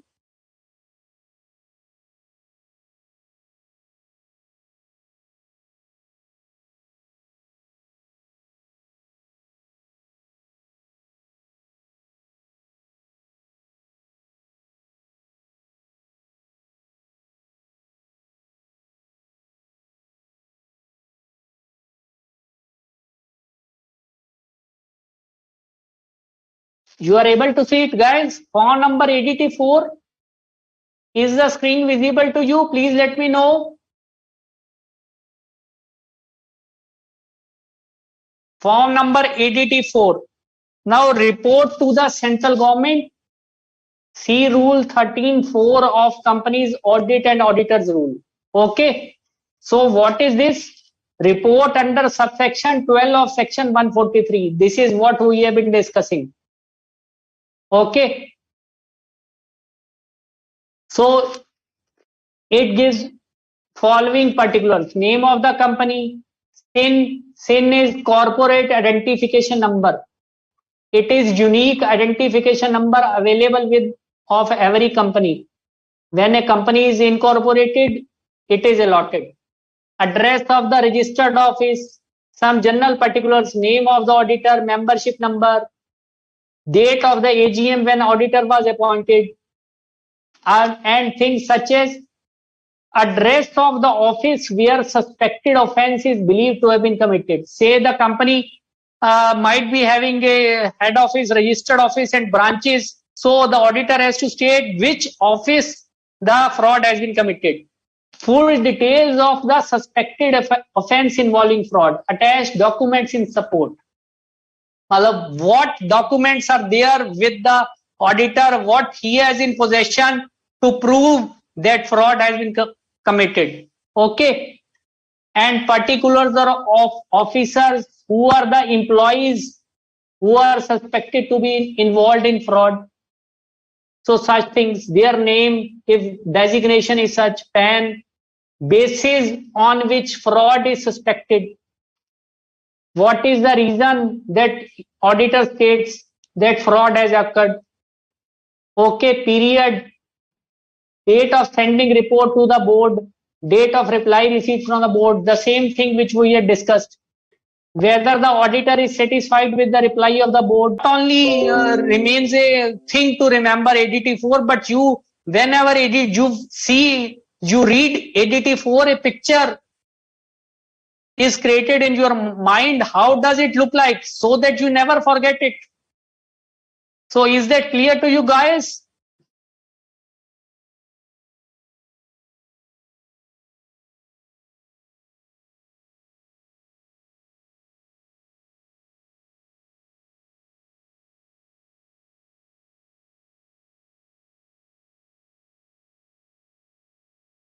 Yes. Now guys, is the video clear? There was a complaint that video had stopped. Is it clear now? Please let me know, is it clear? And these steps, students, you have to remember that these steps are required to be followed by the auditor if the amount of fraud is rupees 1 crore or more. Some student has asked whether these steps are required to be followed if amount is 1 crore or more. Yes, these are to be followed only when the amount is rupees 1 crore or more. It is 1 CR or above. Okay. Because under rules, the auditor has to report the matter to the central government, to be more precise, to the Secretary, Ministry of Corporate Affairs, if the amount is rupees 1 CR or more. Okay. So have you understood Form ADT4, guys? So have you understood Form ADT4, guys? Have you understood Form ADT4?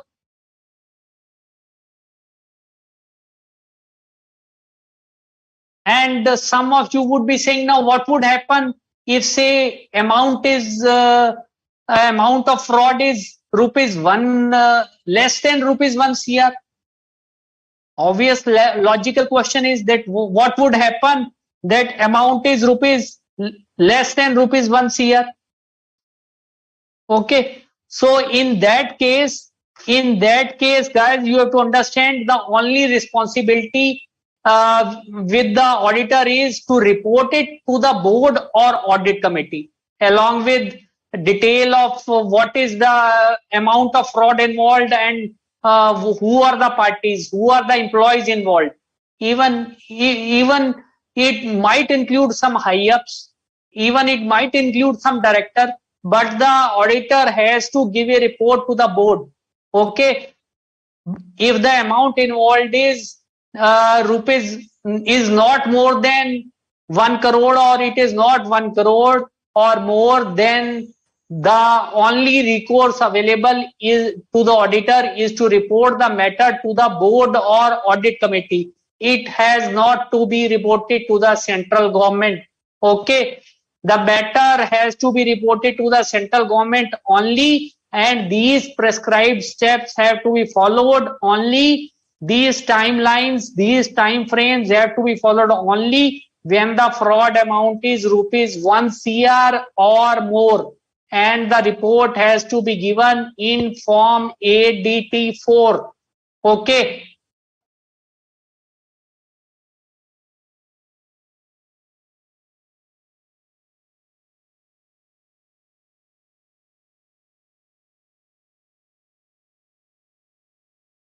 Yes, Neha, we can see your mails. I can see your mails. Yes, what are you asking? Sneha, you are asking what is full form ADT. ADT is auditor.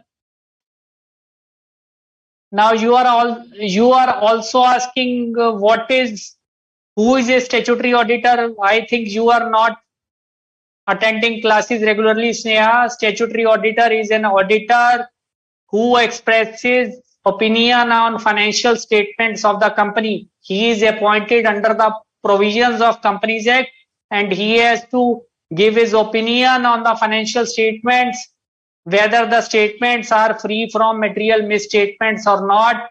He has to give his report. he has to give his audit report in the prescribed format as provided in the Companies Act 2013. Okay, is that clear? And if some board member is also involved in fraud, it doesn't make any difference. It has to be reported.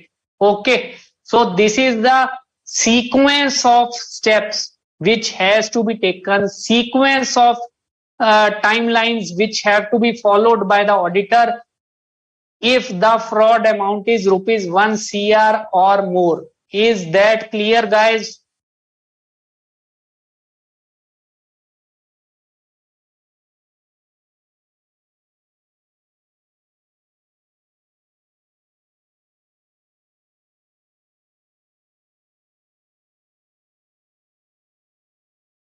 Okay. Now, students, you have also to understand that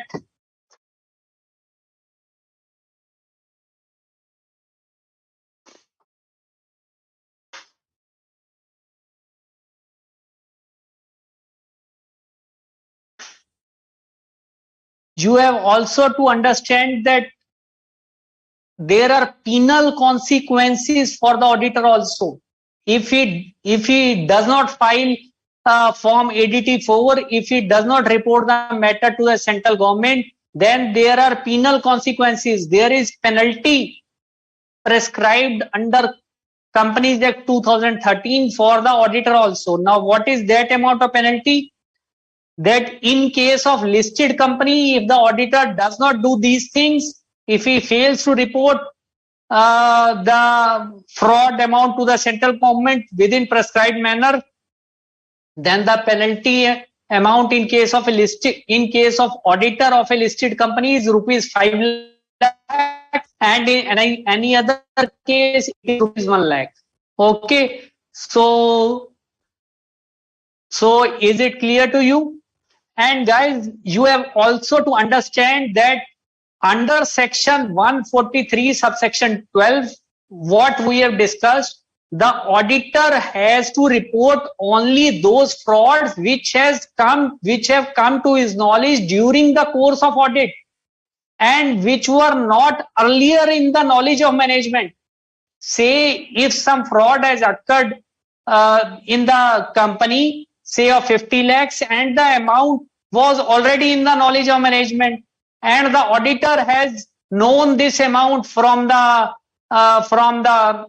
documents of the company, then such an amount is not to be reported. Say if the amount is 5 crore, you leave aside 50 lakhs if the amount is 5 crore, but it has not been observed by the auditor.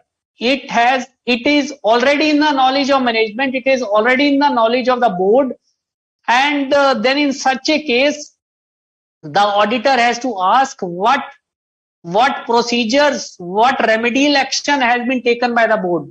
Say sometimes it so happens that in some cases, in some certain kind of companies, cost audit has also to be carried out. This you would also be studying in your chapter on company audit. So cost audit is carried by cost accountant. Okay, so say the cost accountant has discovered some fraud. So this was already in the knowledge of management by virtue of cost auditor having submitted his report. So in such case, the auditor would only ask what steps you have taken, what remedial action you have taken, and if the auditor is not satisfied with the remedial action taken, or what steps have been taken by the board to rectify that situation, then the auditor would be free to report the matter to the central government. Okay, so this is very important, not only academically, theoretically, but also practically, because it involves a penal consequence. It involves a penalty on the auditor also. Penalty of rupees 5 lakhs in case of listed company and 1 lakh in case of another company.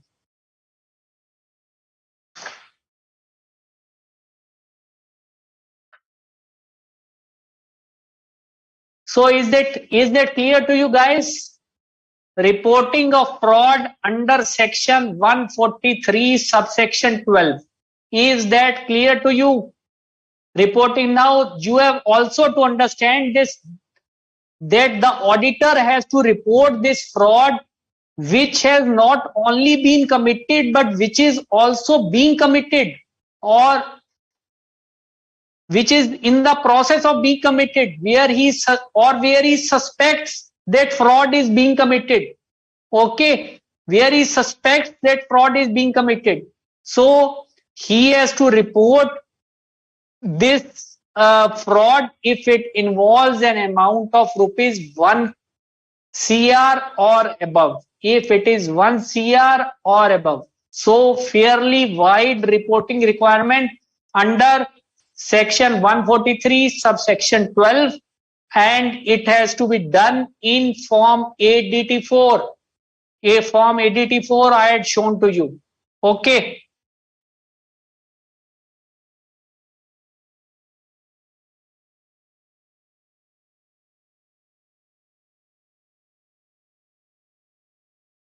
Now, Srinivasan KS.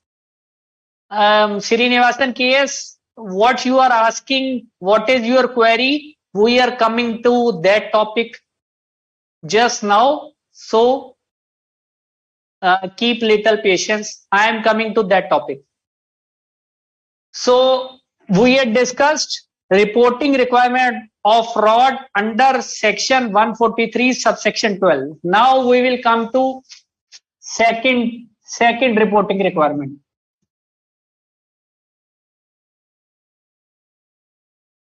Now students, you have to understand that when an auditor conducts audit of, when a statutory auditor conducts audit of a company, then he has to give a report, and he has also to give a report on certain matters which has been prescribed by the central government, and it is commonly known as CARO. It is commonly known as CARO. CARO, Companies Auditor Report Order. Companies Auditor Report Order.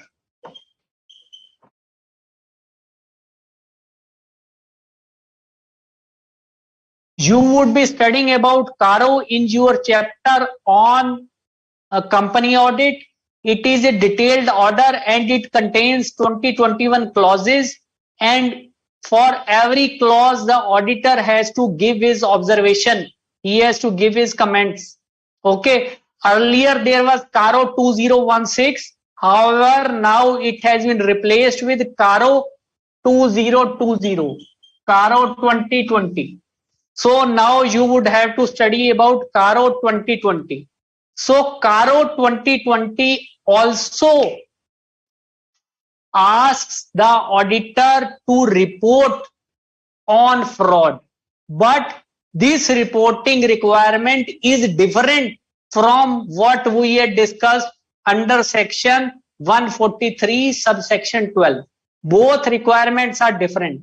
Under section 143 subsection 12, the auditor had to report the matter if the fraud has been committed by employees or officer of the company and the fraud amount is rupees 1 crore or more, and the requirement and the report is to be made in ADT4. Okay, fraud under 3 heads. Now I will show you CARO 2020. There is a clause, and then we will discuss. There is a clause relating to fraud, and then we will discuss it.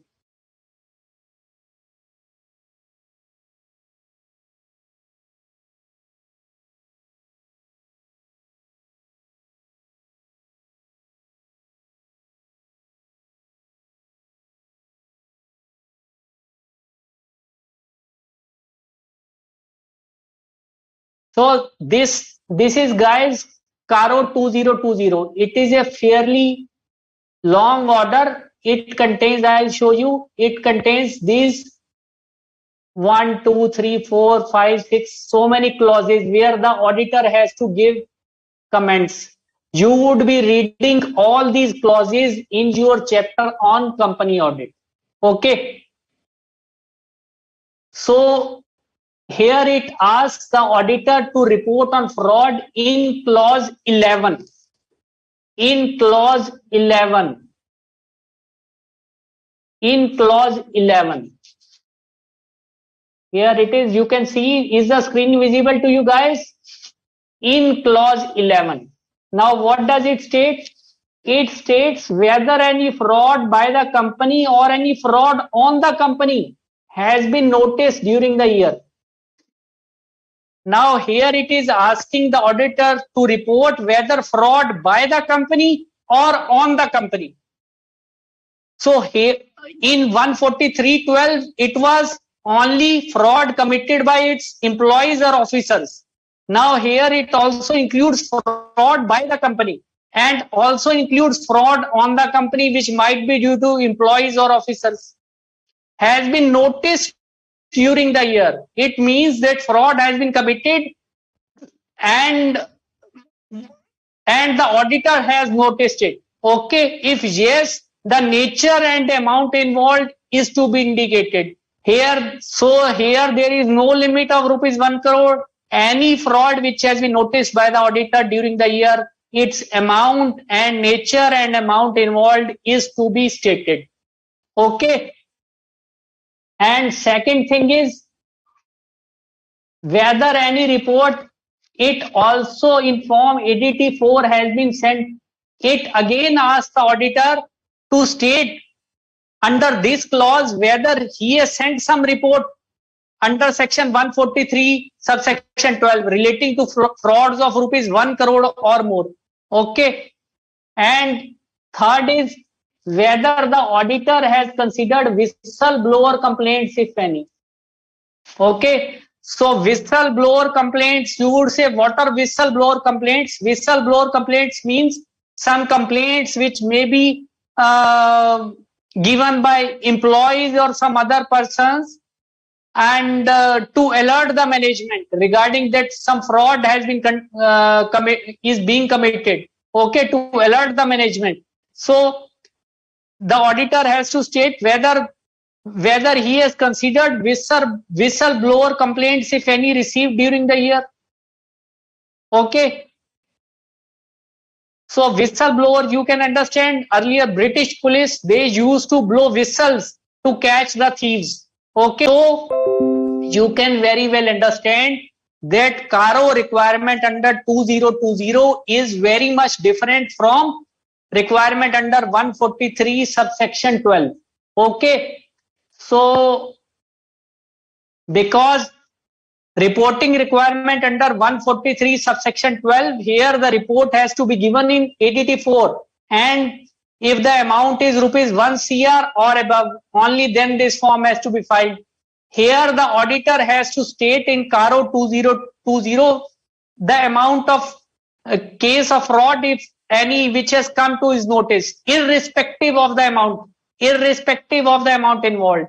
And the auditor has also to state whether he has filed any form ADT 4, whether he has given report to the central government in respect of frauds of rupees 1 crore or more, and whether he has considered any whistleblower complaints during the year. So how the auditor is going to do all these things? What should be the audit procedures in this regard? What should be the audit procedures in this regard? So obviously the auditor has to go through the various documents. He has to say in case of listed entities or the entities on whom on which there is a compulsory appointment of internal auditor, where there is internal auditor, he can go through the internal audit reports of various months, or he can have a look at the internal audit reports, what it has to say. He can dig out whether any fraud was there in the company or not, what was its amount, what was the amount involved, and what steps management has taken to address those issues. So he can also obtain written representations from the management that whether any fraud was detected during the year, during the period under review, because it is only through these mechanisms that auditor can come to know that whether any fraud has occurred during the year, and it has come to his knowledge only through this method. Okay guys, so is it clear to you the difference between reporting requirement under section 143 subsection 12 and under CARO 2020? Okay, this you have to understand and make a compare and contrast situation in your mind. What is the difference between two? Okay.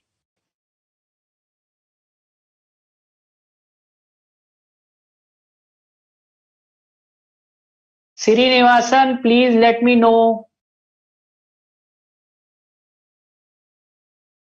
Yes, Charu, CARO 2020 is in your syllabus. It is applicable. CARO 2016 was applicable till last attempt. Okay. So Srinivasan, please let me know, is your query regarding CARO 2020 clear? Please let me know, Srinivasan, is your query regarding CARO 2020 clear? That here in CARO 2020, the auditor has to report all amounts, all fraud amounts, irrespective of the amounts. He has to report all the instances, irrespective of the amount which have been noticed. Whereas in case of reporting under 143 subsection 12, only fraud involving amount of rupees 1 crore or more is to be given in form ADT 4 to the central government, to the Secretary Ministry of Corporate Affairs. Okay.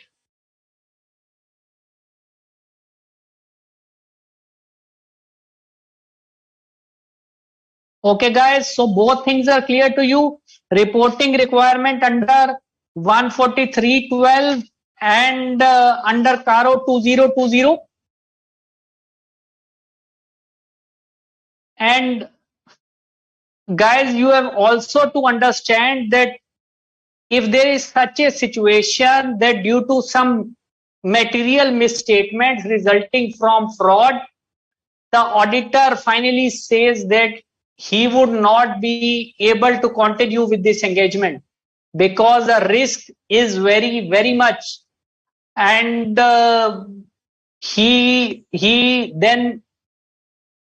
should consider leaving the engagement, and he has to report to the required legal authorities, to the required regulators. He has to follow the proper procedure, and if he finds that it is not possible for him to continue the engagement, and then he can withdraw. So, but he has to follow the proper procedures, whatever, whether it is prescribed in company law or whatever law is applicable to him. Uh, so he can make that decision also. So guys, now we will be doing some questions to refreshen up your knowledge regarding what we have studied today. So be ready for some question, guys. Be ready for some questions. I am sharing the screen with you.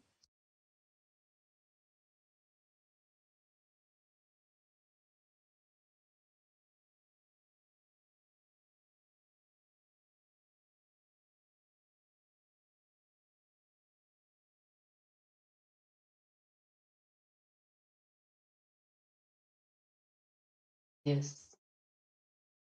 Are you able to see the screen, guys? Please let me know. Are you able to see the screen, guys? Please drop your mails. Is the screen visible to you? Is the screen visible to you? Correct, incorrect? Now, first question is CARO 2020 requires the auditor to report those cases of fraud where amount involved is 1 crore or more. Simple, straightforward question we were just discussing. Yes, CARO 2020 requires auditor to report those cases of fraud where amount involved is 1 CR or more. Whether it is correct or incorrect. Guys, do not rush. Just think over what we were discussing. Just think over and then reply. Srinivasan, I am awaiting your reply. Yes, come on, Srinivasan. Yes. Whether this statement is correct or incorrect. CARO 2020 requires the auditor to report those cases of fraud where amount involved is rupees 1 CR or more. Whether this is correct or incorrect.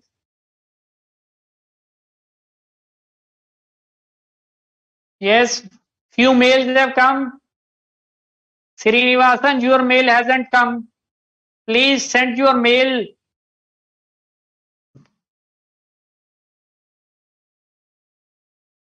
CARO 2020 requires auditor to report those cases of fraud where amount involved is rupees 1 CR or more.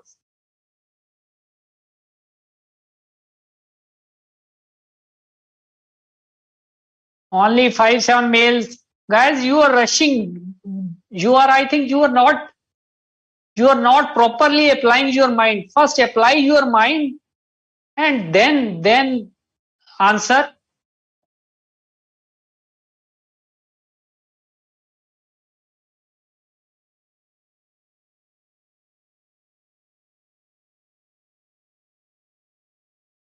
Yes, now some more mails have come. This statement is, guys, incorrect. Many of you are writing correct.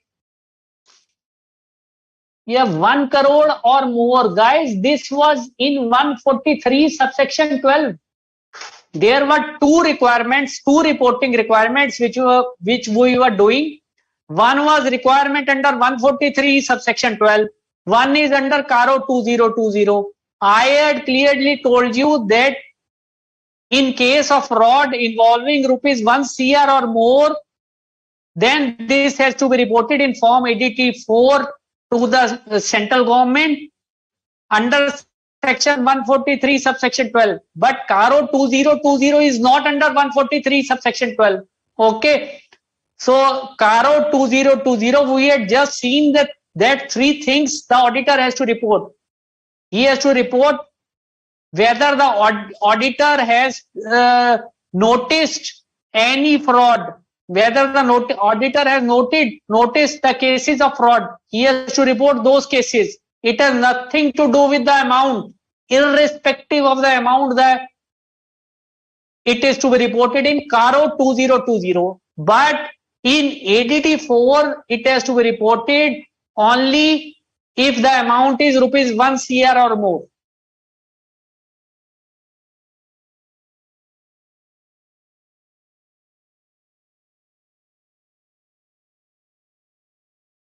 Okay, now second question. Second question is this. Now, risk of auditor not detecting a material misstatement resulting from management fraud is greater than for employee fraud. This also we had discussed. That if the fraud is committed by management, then the risk of not detecting it, not detecting material misstatement arising from it, it is greater than the risk of auditor not detecting a material misstatement resulting from employee fraud, if the fraud is committed by employees of the company. So which is more riskier, where there would be greater risk for the auditor, where there would be greater audit risk. So whether this statement is correct or incorrect, tell me. Question number 2. Whether this statement is correct or incorrect. All of you have answered it correctly. this statement is correct because management would lay down a scheme of things. So there is always a possibility that auditor is not able to detect those frauds which have been committed by management. So risk of detecting material misstatement from management fraud is always greater than risk of material misstatement uh, resulting from employee fraud. Okay. So this is a correct statement. So this is a correct statement. Almost all of you have answered it correctly. Sandeep, Sandhu, Abhijit Singh Rathod, Chaitanya, single and leading thrice. Twice I have discussed it and once we have done it from module. Teaming and leading is a method by which cash payments can be inflated. Whether it is a method to inflate cash payments or not, tell me. Teaming and leading is a method.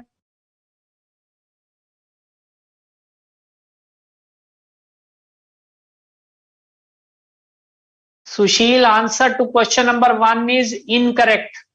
Correct answer is Caro 2020 does not require reporting of fraud of 1 crore or more. ADT 4 requires.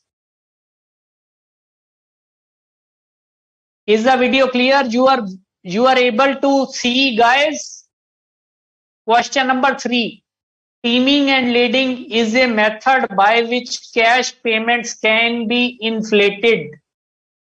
Whether it is a method to inflate cash payments. What is this method known for? Tell me.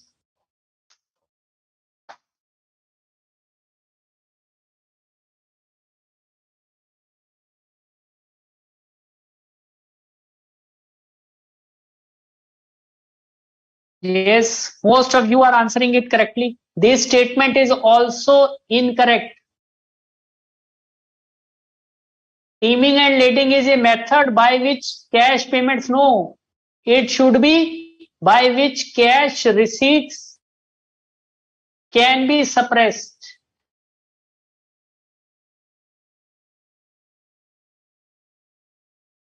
So it is a method of suppressing the Baneka method of cash receipts. We had discussed how payment receipt from one debtor, one person was being credited in the account of another person. So it has nothing to do with the cash payments. It is a method of suppressing cash receipts. Okay, for the person who is paying. So it is a method of suppressing cash receipts. Okay.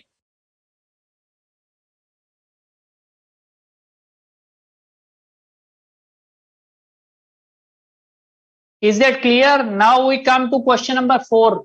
Pooja, is it clear to you? Now fourth question. Capitalizing items of revenue nature would lead to suppression of profits. Now tell me, it is simple accounting statement.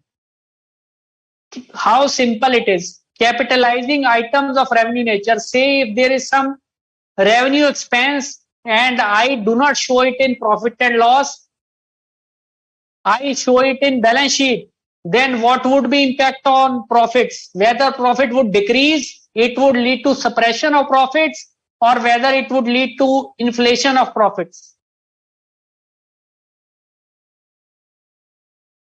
Tell me, capitalizing items of revenue. Now the video is clear, guys. Tell me, capitalizing items of revenue nature would lead to suppression of profits.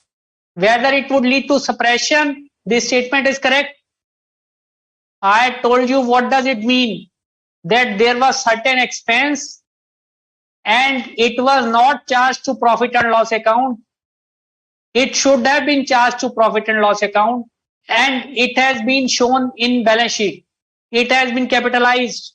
So whether it would lead to suppression of profit or what? Tell me.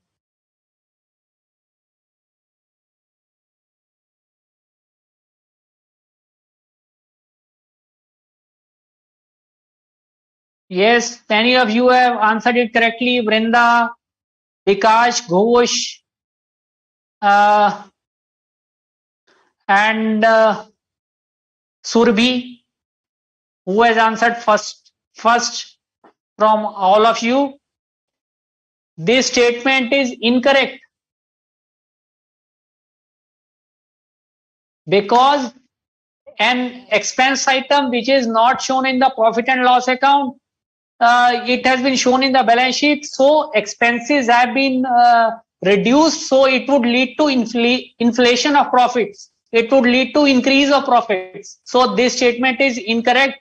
Here, in place of suppression, the word should be inflation. Okay, is that clear? So now we come to question number 5. Yes. Section 143 subsection 12 requires statutory auditor to report not only noticed frauds but also suspected frauds. Now here we are discussing about section 143 subsection 12, that is the reporting requirement under ADT 4. Now the auditor has not only to report noticed frauds but also suspected frauds.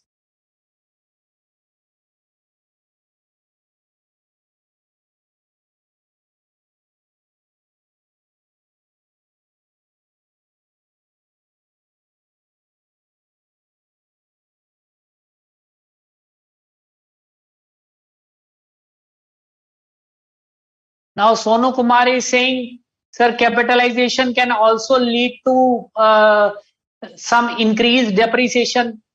So Sonu, you would keep it well to remember that, say, for example, the amount of expense is rupees 1 lakh. Then in any case, depreciation would not be of rupees 1 lakh. Generally, depreciation would be at the rate of 10%, 15%, or 14%. So in any case, it would lead to inflation of profits. Okay. Hope it is clear to you, Sonu.